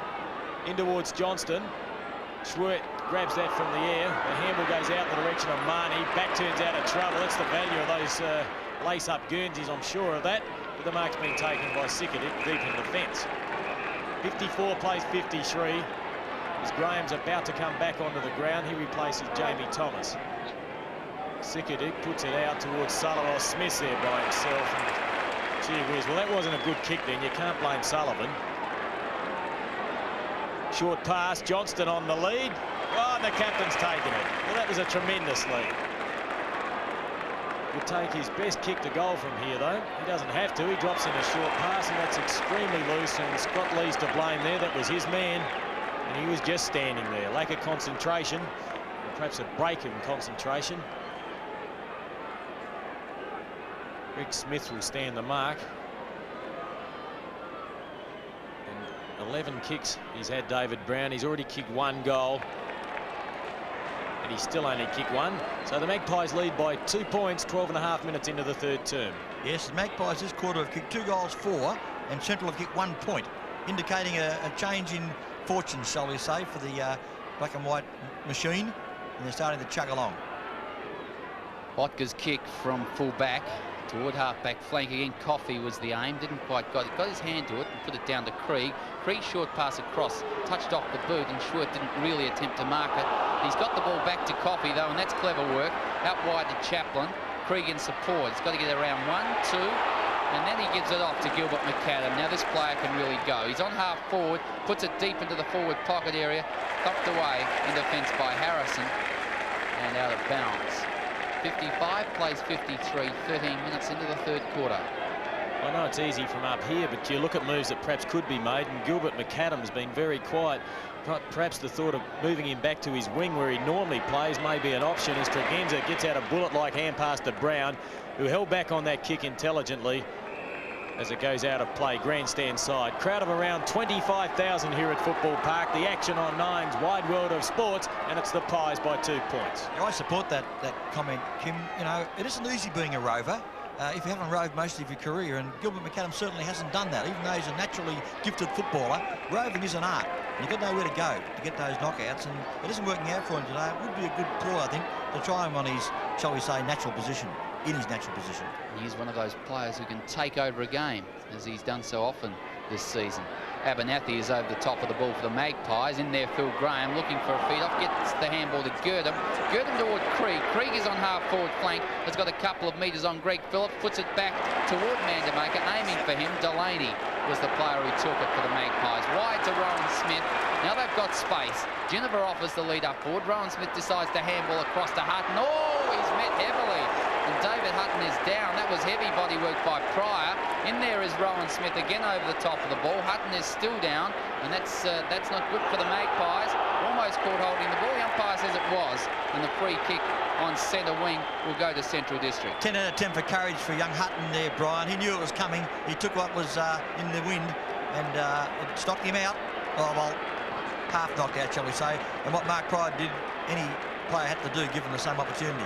Pryor has the football. He puts it deep to the right forward pocket, but that ball's gone out of play. And as we mentioned, Curley has made a move. Mandamaker's gone to full forward, and Ingerson has moved out to centre half forward. So I've seen Ingerson opposed to Phillips on a number of occasions, and Phillips has had the wood on him every time, but this is final, so it could be different. Dodger Robertson with the football out towards Gilbert McAdam, the master of evasion, but he tried it once too often. That's holding the ball, and this game is tight at the moment. Great tackle, Stephen Williams. Plays on. The right foot pass is a precision one, and it finds Hodges. He's kicked 1 goal. He's too far out to score. He's centre field, in fact. Puts it out towards Smith. Couldn't take the mark. And Sullivan kicks that out of bounds on the full, and nothing going right for Paul Sullivan at the moment. What a classic lead by Scott Hodges. Just sense the revival by Hodges now. Tregenza puts it short, covers an extra 10 or 12 metres, and Paul Northeast had to look at the ball a couple of times to see he had it in his grasp.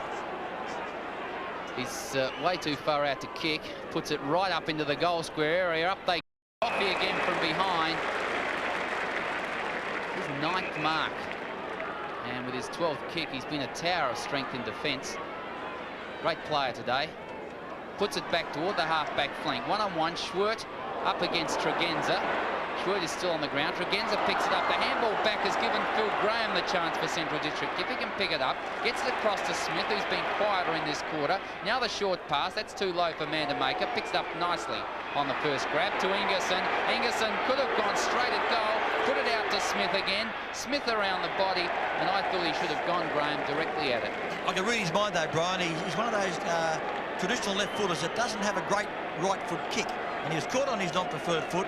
He opted for the hand pass over the top, thinking he was doing the right thing, giving it to a player with his natural kicking foot in Greg Smith. But of course, Smith was on some sort of an angle, and he was forced into a quick kick, and a point was the end result. The Magpies lead by a point. For the first time at Football Park, we hear the Centrals chant. Let's see if they can lift their side. Abernathy on the outer side. He's poetry in motion, this man. He's been a champion for about a decade as he brings the ball back in around looking for Hodges, and he takes a great mark. Well, the tide appears to be turning. Give full credit to the Dogs. They are just hanging in there. And if they can weather this onslaught, they may be a chance in the last term. It goes back in the 1-2 to Hodges, and that's an atrocious kick. Darren Smith with a chance, dispossessed, off the ground, 1 point. They lead by 2. Yes, a desperate kick off the ground by Darren Smith. He hoped it might curl around, but of course the position he was in would only allow the minor score. And Port, all of a sudden, is just getting hold of this game, I sense. Bear in mind, Scott Hodges has been under a cloud all week with the flu, has been in bed, and of course his fitness is a bit suspect too, but he's certainly coming into the game. Sullivan toward half forward, Ingerson, the mark, the handball across to Schwert. It's broken away, he's got pace on Phillip, puts it back to centre half forward. The kick was not a good one, Hutton an easy mark. Now he puts it back towards Stephen Williams, who's on the defensive side of centre. Port Adelaide definitely looking better. A 15-metre penalty. It's got to go back, and umpire Michael Abbott has slowed the game up here, but of course the rule is if he gives it, it's got to go back over the mark. So Stephen Williams will take the kick again. He's on centre wing now. 8-8 Port, 56. Central District 7-12, 54. The 2-point margin at the 19-minute mark. The handball across towards Andrew Obst. Oh, he's gone for a bounce and didn't really need to, but he's put the ball toward the half-forward area. Hines is the big leaper. Botka the spoiler. Comes to ground and Pryor tried to take it, and then I think he lost sight of the ball. Out of bounds again. Scott Hodges definitely playing out of a forward pocket now because Brenton Sikadick is his marksman and David Hines is playing a full forward. Coffey, good body work. The ball goes down towards Krieg. He's been a little quieter in this term. Pryor in there, picked up by Geneva, tried to shrug the tackle, eventually handballs out of play. Umpire Rick Kinnear, who's umpired 313 games, throw in 23 finals in that lot. It's a more than useful umpire. One of the greats for South Australia, in fact. Scott Lee off the ground, probably one of the best kicks of his life, in fact. Johnston couldn't take it. Ingerson punches the ball away. We'll have a throw in, grandstand wing. 20 minutes gone and Central yet to score a goal this quarter, indicative of the turn in fortunes in this game. As Port Adelaide have managed two. Ingerson from behind. Obbs punched it out. It goes towards Phillips. He gets a long kick away. Up high, Coffey. Oh, the mark's been taken by Marnie. Plays on quickly to Hines. He lines up the goals. Brilliant play, Port Adelaide. Fantastic reflex handball by Marnie, and Hines has kicked his second. Well, what a miracle mark by little Wayne Marnie. He was outnumbered 2-1, and of course his size isn't all that great either. He backed into the pack, held his ground magnificently, took the mark, reflex hand pass to his full forward, which is David Hines at this point in time, and Hines kicked a remarkable goal. That wasn't easy, folks, but it was a great goal by David Hines. Port Adelaide have 3 goals in this third quarter. Central District yet to score one. We've played 20 and a half minutes of that quarter. Bounce down back in the centre. Up they go. Johnson's tap out. In there, Krieg looking for the handball back. Sullivan picks it up. Across to Robertson, looking back for Sullivan again. Again, Johnson is over the top of the ball. Greg Smith is on the bottom of the pack. And Graham, that's been a significant move, Abernathy on Smith. Yes, well, his work rate's dropped off. Not his work rate so much, but his possession rate, of course, with Abernathy playing a little bit more attention to where he is. And I guess that's the way to play Greg Smith when he's on fire. Where he goes, you go. He's only had 2 possessions this quarter. Abernathy, his opponent, puts the ball in toward the full forward area, off the hand, spoiled away by Botka. It comes to ground. In fact, it didn't hit the ground at all. Brown took it, put it up toward Darren Smith, and the mark is taken in forward pocket by Smith.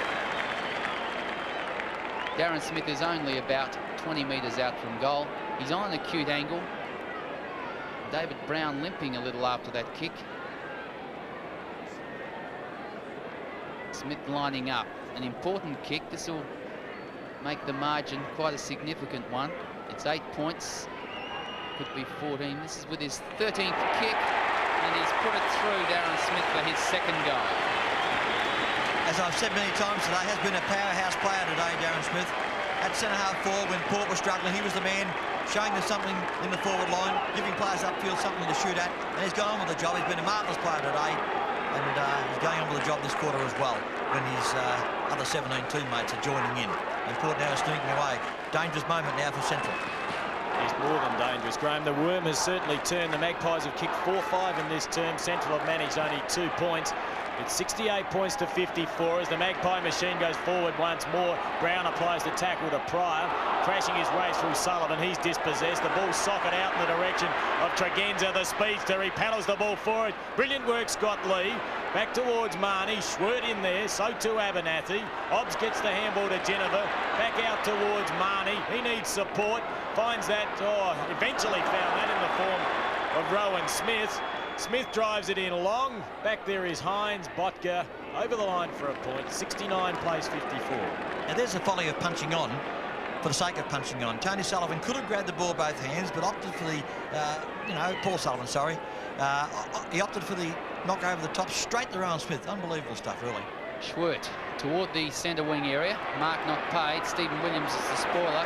Came away with the ball. That's good work. Oh, he's caught with it too long and caught holding the ball. So a good tackle applied by Stephen Lally. Lally is on half-back flank. The kick towards centre wing. Graham in front from behind. The spoil was a bit crude by Paul Northeast, and he's given away the free kick. Phil Graham is on centre wing. to drive the Bulldogs into attack toward the half-forward area. They haven't been there a lot in this quarter. Mandamaker spoiled away. Comes to ground, picked up by Ginniver. The handball away towards centre wing, finds northeast. The pokey little kick up forward was looking for Stephen Williams, but in there was Pryor. Pryor across to Coffey, one of their best players, Central District. Grant Coffey across to Lally. Lally towards centre half forward. Again, the spoil away came from Delaney. Ingerson was the aim. Smith has picked up. He goes toward the goal. They need one, and they've got one with his 16th kick. Greg Smith has kicked his 3rd goal. Yes, 3 marvellous goals for Greg Smith. He really has been the shining light in their central performance today. OK, he's been a little dimmer this quarter because of changing tactics by Port Adelaide, where Bruce Abernathy appears to be on him more times than not. But that was one moment for Greg Smith to live this quarter. He's lifted his team with his 3rd goal, and I guess Central are back in the game. Well, they only trail by 9 points. Smith has kicked 1 in the first, 1 in the second, and kicked his 3rd just then. And he really has been the shining light, along with Coffey. He's an inspirational player. But the Dogs have problems as Johnston's back into the ruck. Don Cale's looked after him. He's rested last quarter and a bit as Brown puts his side forward. Botka from behind. Tregenza couldn't take it. In there is Laird. Out towards Schwert. In turn searching for Scott Lee, but it's picked up by Ginniver. The Pies go forward once more. This time it's Marnie. Tries to draw the player. The handball over the top to Tregenza. In turn, he goes over to Hodges. He'll kick his 2nd without any problems whatsoever. There's the quick reply. Hodges has his 2nd. And what a difference.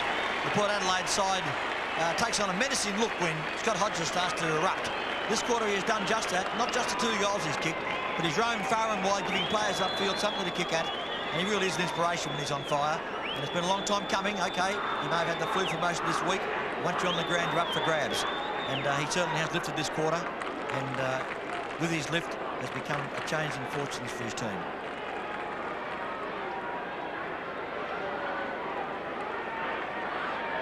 Back in the centre, the margin, 15 points in favour of the Magpies. Abernathy tries to soccer off the ground. In there is Robertson. Tries to handball the ball away, looking for Sullivan. From behind, Darren Smith tackles. And the umpire's made the right decision and called for a bounce down at the centre half forward. So we're into time on of the 3rd quarter, being the Magpies' quarter. Up they go. Coffey gets the tap away. Rowan Smith across toward Brown. The smaller Port players are working better now. Brown to Stephen Williams. He's taken the mark. Plays on toward goal. And he's put it through the centre. Stephen Williams with his 12th kick, 1st goal. And that's 6 goals for the quarter for the Magpies. They really are rampaging at the moment. They're a side that don't need much luck in running. They got a bit of luck in running that time. Stephen Williams back into the pack. The ball stayed with him. He was able to play on without much trouble and split the centre. Well, not quite the centre, but he found the big space between those sticks. Another goal to Port. 21 points up. About 3 minutes to go for this quarter. Yes, we're approaching the 27-minute mark, and I suppose most people here at Football Park, there's about 25,000 people here, expected something like this to happen, and it certainly has in this 3rd term. Johnston back in the ruck, won the tap cleverly down to Brown, who gets the kick away. Smith from behind couldn't take it. Opportunity for Scott Lee as he puts it out wide. Rowan Smith will be the first player there if the bounce favours him. Gets a 2nd chance. The handball back looking for Ginniver. Ginniver onto the boot. Hodges from behind, taking it. Stephen Williams goes towards goal. But offline and, in fact, out of bounds on the full. So the player to bring the ball back. Well, there's been a change of mind there. In fact, we'll have a throw in the right forward pocket. So that ball must have just touched the line. Or perhaps touched off the boot. That's the other option. Hodges won the tap, went straight down to Pryor, kicks it out wide. The 2 13s oppose each other. Smith and Robertson. The bounce favours Robertson. In fact, it couldn't have favoured him any more than that. As the big chap leaps down the ground, it's a wobbly kick out in the direction of Gilbert McAdam. He's being harassed by Harrison. Harrison paddles it towards the boundary, and this pro-Port crowd are pretty pleased about that. I just wonder if Wayne Marnie's playing in the middle at the moment. There's Jack Cale, a much more relieved person at this stage in time, although coaches are traditionally never relieved till that final siren goes. Just wondering about the placement of Stephen Williams at the moment. I think he's playing in the forward line, and Marnie's in the middle. Well, both those players have lifted. Rowan Smith is another player for Port Adelaide. He's picked up more touches in this quarter. He's carried it to the line. It's out of bounds. It'll be a boundary throw-in again. And I think you're right. Marnie appears to be playing in the centre now on Peter Creek. And Stephen Williams is definitely in that forward pocket, half-forward area. Marnie, in fact, has decided to have a go in ruck. So he's thumped that one out of bounds again. 81 plays 60, a 21-point margin to the Magpies, almost at the end of this third quarter. Brian, he sure is a free spirit, Wayne Marnie, opting for the knockout then, but it worked. He's got a lot of go in him, no doubt. There he goes again. He's up over the top. Robertson takes it away. He's been a useful performer on centre wing, puts it back towards centre half forward. Greg Phillips, well, the bounce favours him, and he makes good use of it too. Thumps it over toward Tregenza, then Phillips Shepherd. That's good work. Tregenza the pace to get away from Mandamaker. Good work by Mandamaker to keep working at it, but Tregenza has gone short into the pocket area, and Ginniver the mark, and the smaller Port players really are working it well. Tim Ginniver, 45 out, almost directly in front. Takes a big run up with his 10th kick, puts it to the goals and puts it through the centre. That's his first. Yes, Tim Ginniver's first and his club's 7th, if you don't mind.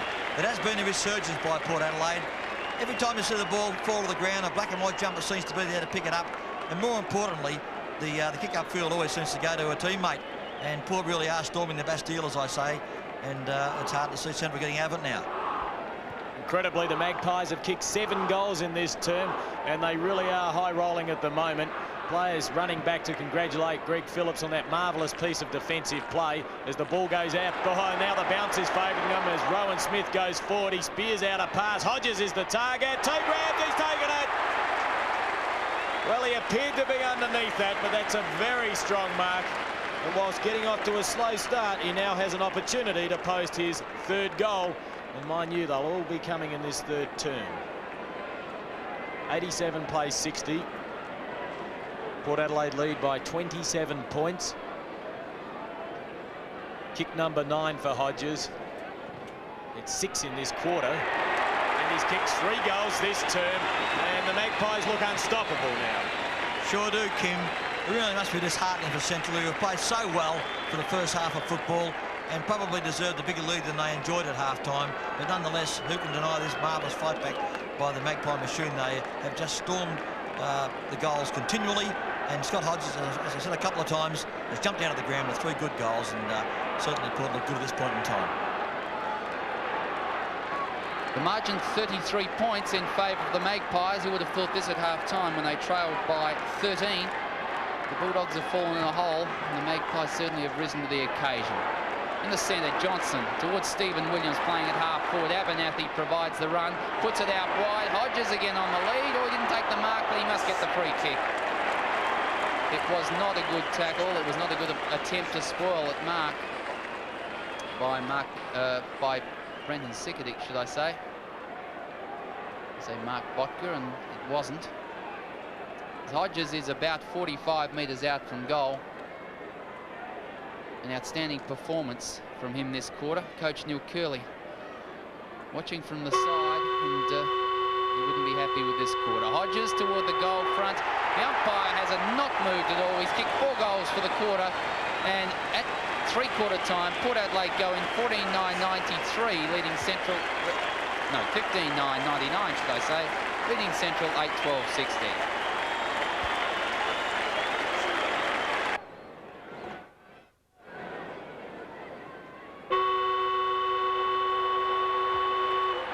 Started the final quarter of the qualifying final, and the Magpies have turned around a 13-point deficit at half-time to lead by 39 points at 3-quarter time. Ginniver is over the top of the ball, working it out of the centre. The handball to Greg Phillips, who's marshalled things well from that centre half-back position, as he normally does.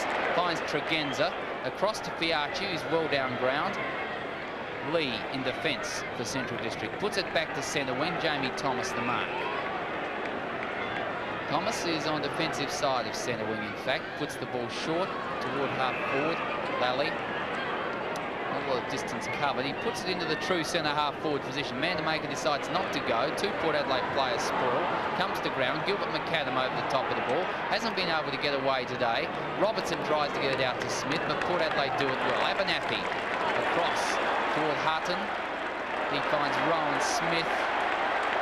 Marnie through centre wing. Plenty of time. Has got support wide. Could have used Harrison. Went to Darren Smith. Now back again toward Harrison that comes from Brown. Harrison toward the goals, and is an atrocious kick. but I guess you give him credence that it was under a bit of pressure. Peter Butler back on the ground for Central District, playing on a half-forward flank.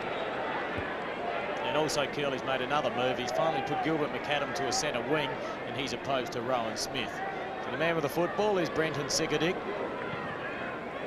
It's good depth with that kick. Hines sets himself front of the pack, but Smith takes it from behind. He's been a great player, Darren Smith. Plays on quickly out towards Stephen Williams. Oh, how's that for a pass? That is perfection to find Scott Hodges, who kicked 4 goals in the 3rd term and now has an opportunity to kick his 5th.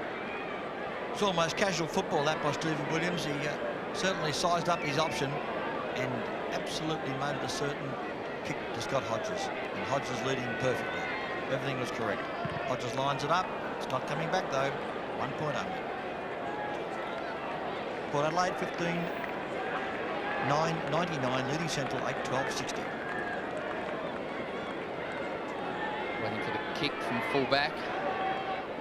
Vodka to put it out toward half-back flank. Jamie Thomas uses his body out there. No mark. Over the back it goes. Paul Sullivan soccer into the boundary line. Andrew Ops will get there first. Will he keep it in play? Attempts to, and then paddles the ball out of bounds. On the forward side of centre wing, as far as the Magpies are concerned, 100 plays 60, a clear 40-point margin. And the game has been close all day, but a dynamic 3rd quarter by the Magpies. Ginniver puts it forward. Diving attempt at mark by Pryor. Schwer takes it away. To Krieg. Across toward Coffey. Transfers the play into the centre of the ground. Dangerous play because Marnie was there and Smith was the player that Coffey was looking for. Wayne Marnie didn't take the mark but got the free kick. Across to Brown. Brown goes down. Hodges the player. And he's taken another mark. Plenty of pressure for Scott Hodges to take that one, but he's gripped it well. And he really has inspired the Magpies in this second half. 4 goals in the 3rd quarter, and he's lining up for his 5th from only 15 to 20 metres out. Almost directly in front. Full forward should never miss these goals, and I'm sure that Scott Hodges won't. Oh my goodness, what does say that? 1 point only. Yeah, Brian, you can put your foot in it, as I found out in the 1st quarter today. But nonetheless, Scott Hodges has erupted this last half. He really has been a shining light in the Port Adelaide forward line. And I was going to say during the 3rd quarter that Neil Curley must regret not leaving Mark Bocker on him, because Bocker had him under lock and key, but he opted for Brenton Sikadick to take Hodges when Hodges started to play out of the pocket. It may well have been the wrong option to take. Sikadick kicks to the outer side, looking for Laird, who in front position, but he couldn't take the mark. That was taken by Andrew Obbs. A little bit quiet this afternoon, plays on with a handball out towards Tregenza. He hasn't had a great influence on the game either. It's a wobbly kick forward. Oh, the mark's been nearly taken by Hodges. Pryor took it off hands. The handball from Coffey out to Krieg. Now Obbs with an opportunity. He lines up the goals. He's kicked 2 already. Make that 3. Well, I've got to say that was almost radar-inspired, that goal. Andrew Obbs, he was a bit of a slow-motion footballer. He does things in a casual manner, although I'm sure the boy is intense in his application to football. He just seems to have so much time. Sign of a good player, I guess. Andrew Obbs kicked the goal, as I said, looked almost radar-inspired. The margin is 47 points in favour of Port Adelaide. 16-11, plays 8-12. Back in the centre. Hines in ruck. Coffey has done well all day and got the tap out. Smith coming through, dynamic in the 1st half. Short towards the half-forward area. The ball thumped away by Harrison. Comes to ground. Tregenza back to Fiachi. Fiachi transfers the play into the centre. Coffey will take an easy mark in there. Grant Coffey, I think, is just about Central District's best player. 14 kicks and 10 marks. He's been given a 15-metre penalty. Goes wide toward Ingerson. Couldn't take the mark. Off the hands. Delaney takes it. Across towards Hutton. Hutton short towards Marnie. And Marnie surely has lifted his game as well. Oh, yes, he provides plenty of inspiration and drive for the Pies. That wasn't a good kick. He knows it. Out of bounds on the full. And that's one of the few ways Sullivan can get a kick this afternoon, as cruel as that sounds. He's been beaten by Darren Smith. Whilst he's tried hard. Perhaps that was a move that could have been made earlier today. The ball goes out towards centre half forward. The mark's been taken by Tregenza. Stephen Williams lending good support to body Thomas out of the way.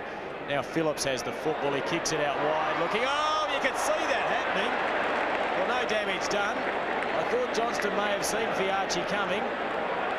Wherever Fiachi is, Delaney's not far away. They're both down on the half-forward line as he spears out a pass, and the mark's been taken by Andrew Obbs. Wasn't meant for that man. Jim, that's the fortunes of football too. Andrew Obbs lurking about unobtrusively. The ball cleared the deck of the pack, and there he is, just standing his ground and taking what you might call a simple mark. Well, Phillips put it out wide. He found Robin, who handballed the Batman, and Delaney, who drove it in long. They're pretty lethal. Kick number 10. And that's goal number 4. So all of a sudden, Andrew Obbs has become a very strong factor in this game. Yes, he's one of those guys that just keeps working at his game. He didn't have a big first half, or as his direct opponent, Greg Smith, was on fire. But started but surely, Andrew Obbs has worked his way into this game, and 4 goals is testimony to that.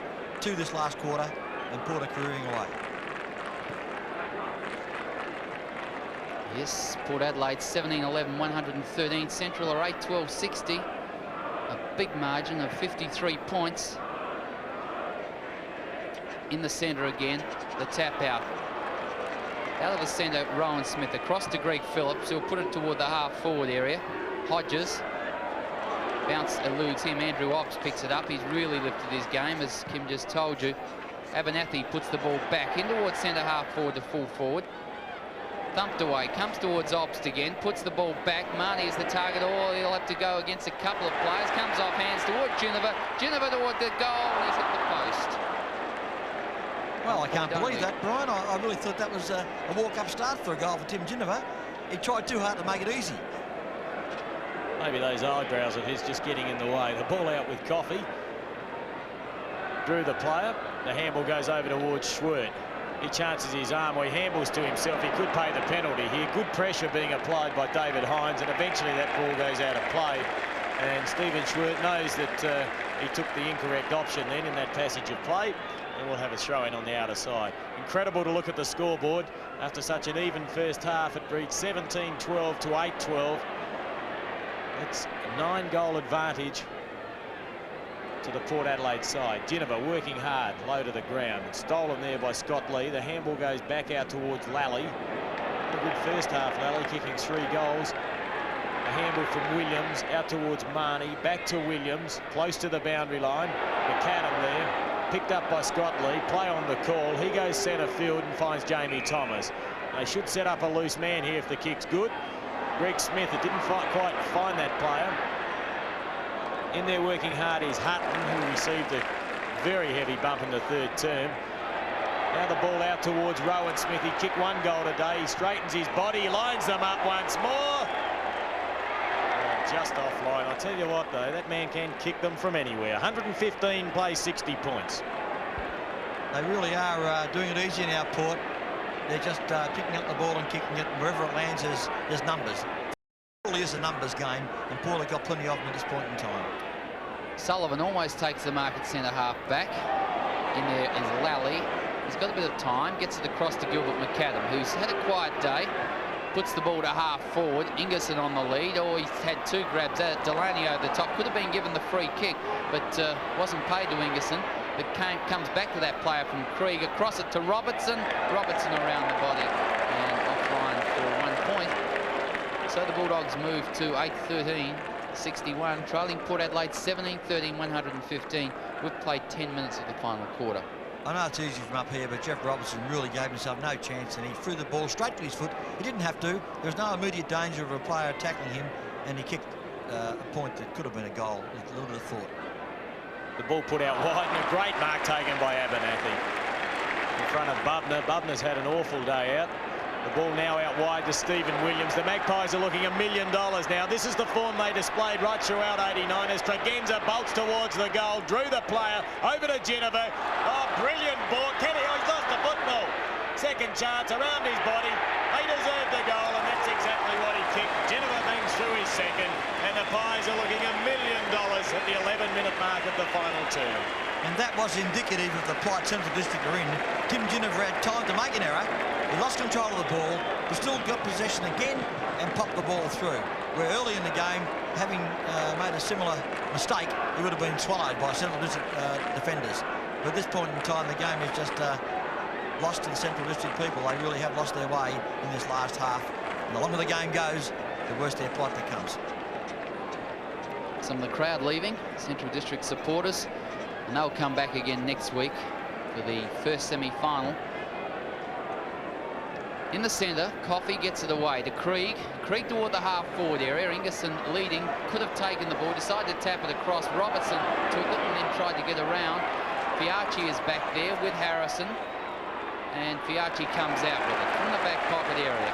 Always running, George Fiachi, puts it into the centre of the ground. Underneath the ball, Pryor couldn't take the mark.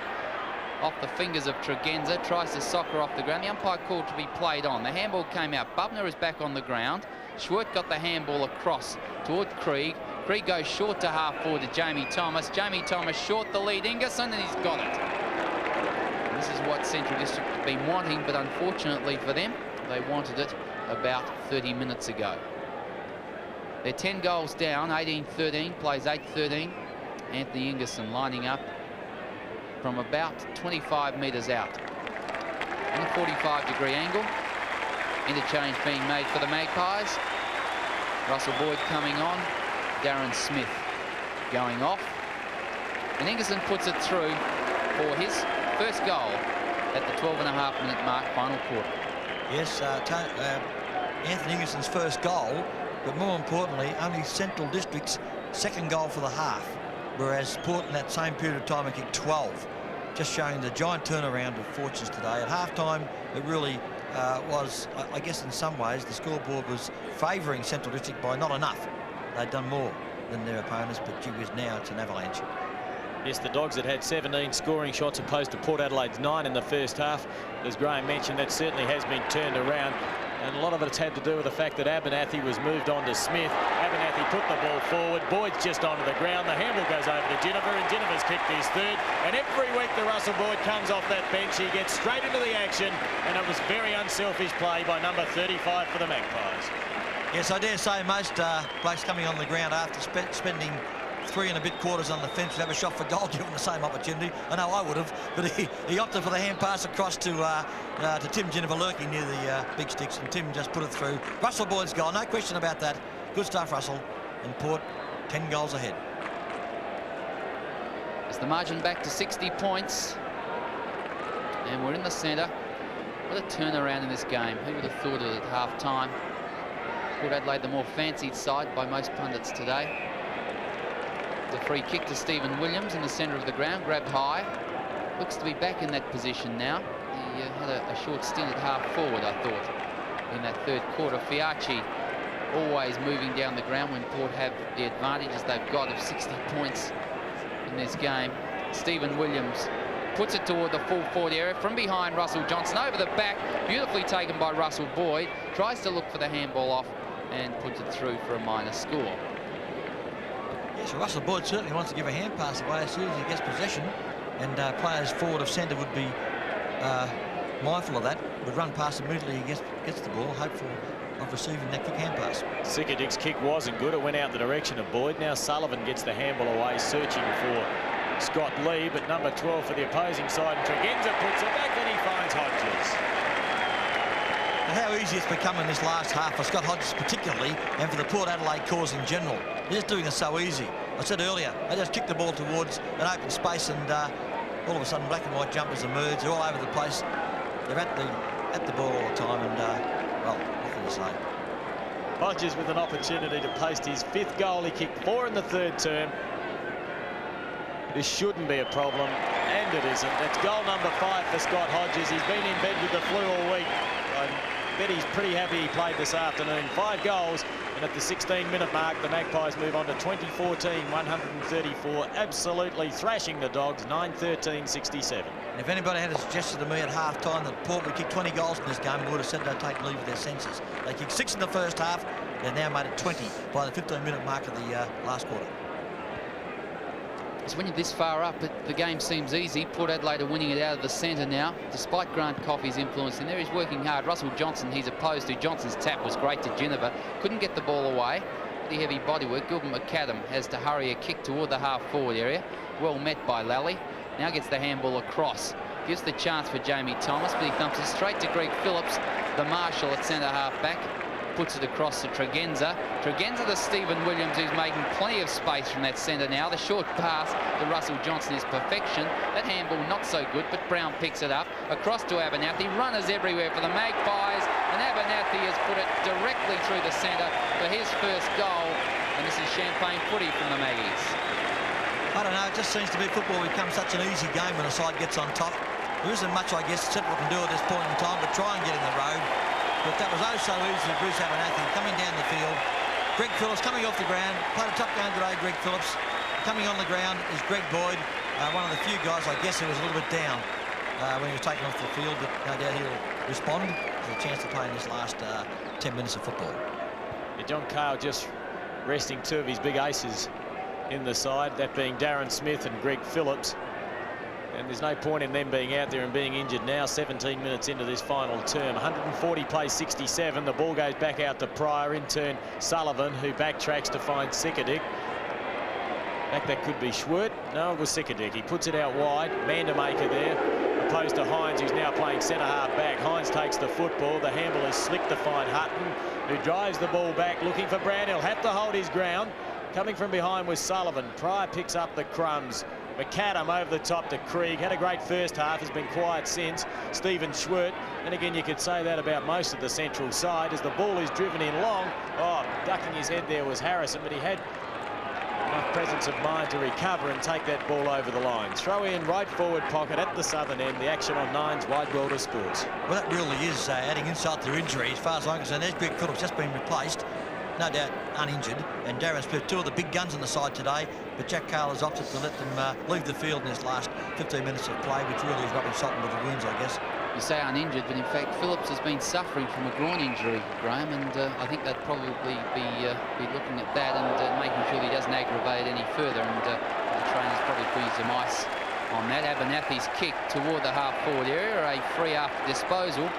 And a couple of central players getting a little frustrated. On this occasion, it's Mark Pryor who's been freed against. Umpire Rick Kinnear talking to him. Rick always has a smile on his face. Russell Boyd goes forward. Hodges puts one hand up, couldn't grab the mark. Oh, he's back over the top of it again. Got the handball out toward Greg Boyd. He's just come onto the ground. He can't get it away. In there over the top of the ball, Sikadic, and a pack forms. This time, umpire Michael Abbott will bounce. Well, Brian, I think Greg Boyd will enjoy that little sortie up forward.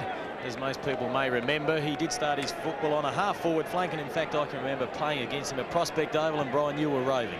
And we beat you that day, that's why I brought it up. As Brown goes forward, the kick, oh, there's Russell Boyd, couldn't take the mark. Marnie in there, he's a great team player, back towards Ginniver. The snap's on its way, it doesn't curl back quite enough. And the scoreboard reads 141 to 67. It's nice that you've got memories like that to recall, and when you've got a couple of memories like that, it's great, isn't it? Well, it didn't happen often, Brian. That's why it sticks in the mind. I know what they're saying, folks. They're saying West Torrens beating Port Adelaide. It was actually North Adelaide. It was back in 79. It's down toward the half-back flank. Stephen Schwert will never stop trying. He puts it over the centre wing position. Gilbert McAdam has space. Away he goes, characteristically. Tucks the ball under his arm. He's had a couple of bounces, puts it in toward the full forward area. Plenty of Port players there, and little George decides to take a fly. Biachi across to Delaney. I wouldn't say Batman and Robin. I've got to go down the rooms afterwards.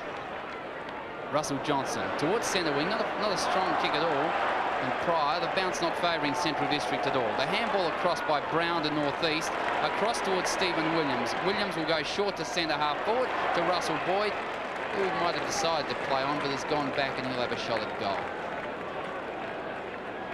Russell Boyd, the perfect pinch hitter almost. Well, he has been in the last third of this season for the Magpies. Very prone to injury, and it's good to see him fit and well. 45 out, right through the centre. Boyd has kicked his second goal, and the Magpies 22nd. Well, 22 goals. 16 of them kicked in the last half of football. And Russell Boyd coming onto the ground has certainly added legs, I guess, and a little bit of endeavour to the Port forward line. They didn't need much help because Russell Evans has been sitting there, Russell Boyd, sorry, for 3.5 quarters, and no question he'd be dying to get into the game, and he has done just that. He's had a hand in a couple of goals already. One he gave away, one he kicked himself. Rick Kinnear back with the football. The bounce is good and high, and Johnston wins the tap, and it really is becoming a procession now here in the qualifying final. And there's no question that Port Adelaide will meet North Adelaide next Saturday. Phil Graham in a lot of trouble to manage to get out of it rather convincingly. Jamie Thomas just reaching for that ball. Northeast over the top to Tregenza. He tried to backhand that one down towards Abernathy. In turn, he was dispossessed, and the ball's been stolen by Thomas. Puts out the pass. Robertson's the target. Couldn't take the mark. Mandamaker in there. Fiacci tried to steal it. Mandamaker does. Out towards Krieg. The only man back in the square is Roger Delaney. Clear with a handball out towards Andrew Obst. Obst has kicked 4 goals in this game. Now it's David Brown. By gee, doesn't it look easy when you've got the opposition just chasing jumpers, and that's what's happening at the moment. Hutton gets the kick away. He's put down by McAdam. Rowan Smith couldn't take it, nor could Sikodik. Boyd with an opportunity, has a fumble. Shows good commitment, though, to get the handball out towards his brother in Russell.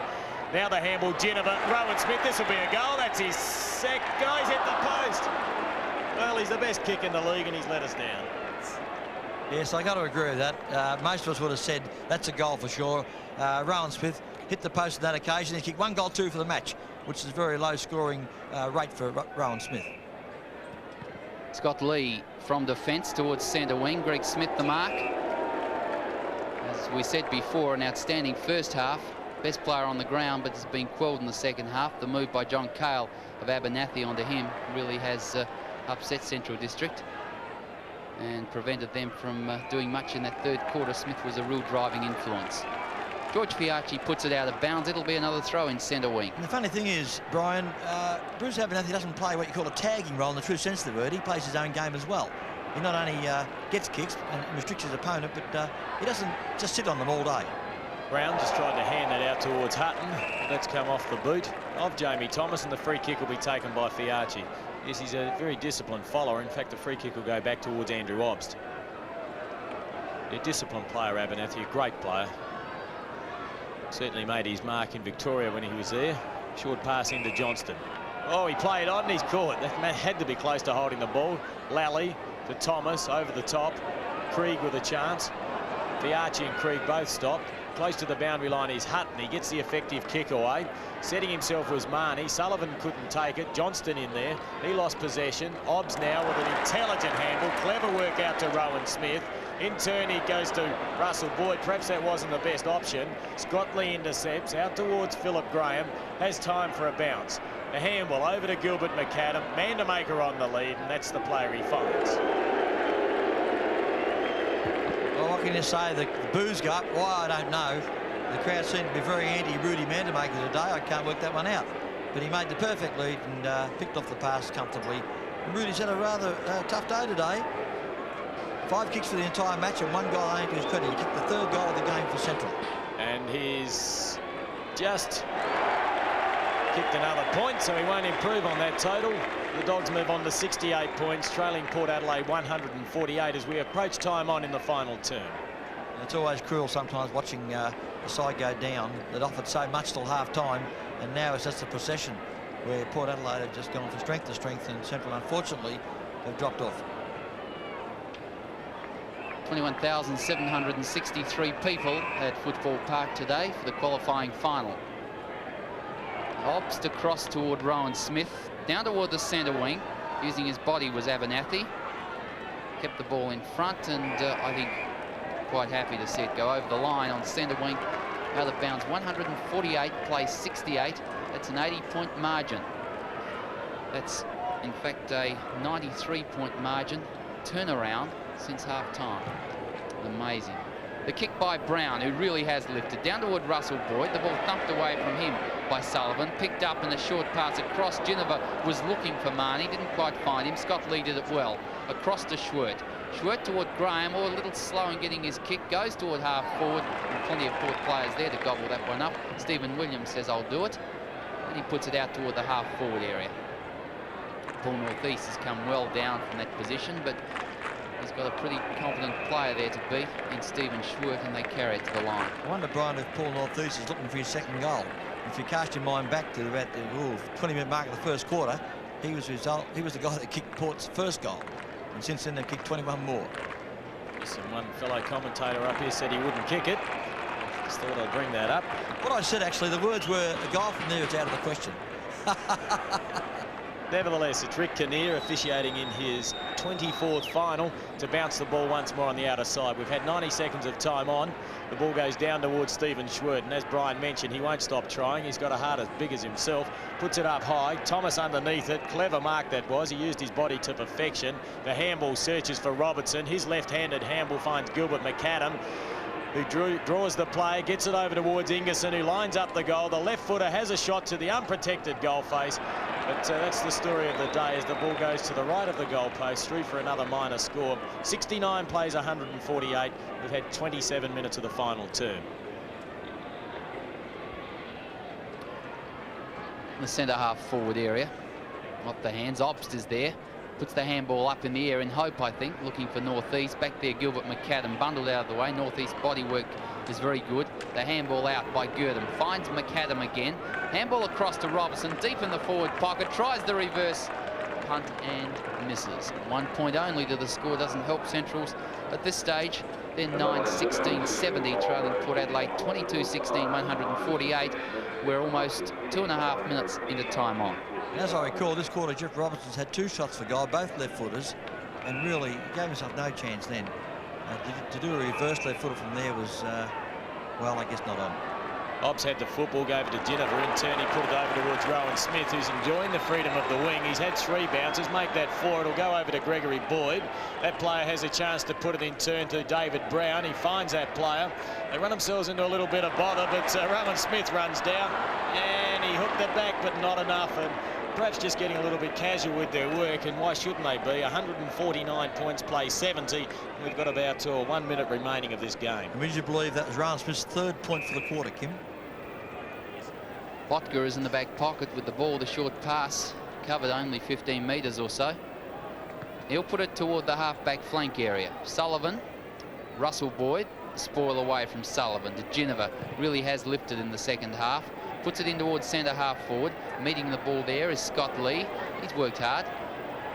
Stephen Williams also puts it up. The lead offered. There's a couple of options. Russell Boyd jumps in front, and Scott Hodges was in fact the player who was leading. Russell Boyd has kicked 1 goal, has handed out another, and now he's got a chance for his second from only 30 metres out as we hit the 29-minute mark of this final quarter.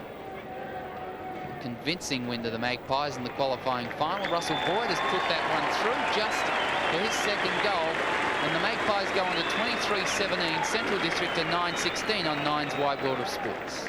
85-point margin to Port. Gee whiz, that's almost impossible to accept, given at half-time they were down by some 13 points. Actually, it was 10 points. And it defies description what's happened in this last half. Port have just gone from strength to strength, and their opponents have just faded away. Michael Abbott, centre field. Johnston tried to get that one back to Ginniver. Does so in turn with a handball. Going through is Stephen Williams, enjoying a great last term. A magnificent sidestep. Now over towards Greg Boyd. He saw those goals and he wanted to go for home. Oh, Marnie, I don't think you can do that. He was up just a little bit early, and he's come up a little bit proppy as well. But there's no question Greg Boyd wanted to kick long then. But perhaps just champing at the bit a little bit with an opportunity to kick a goal. Doesn't kick many nowadays.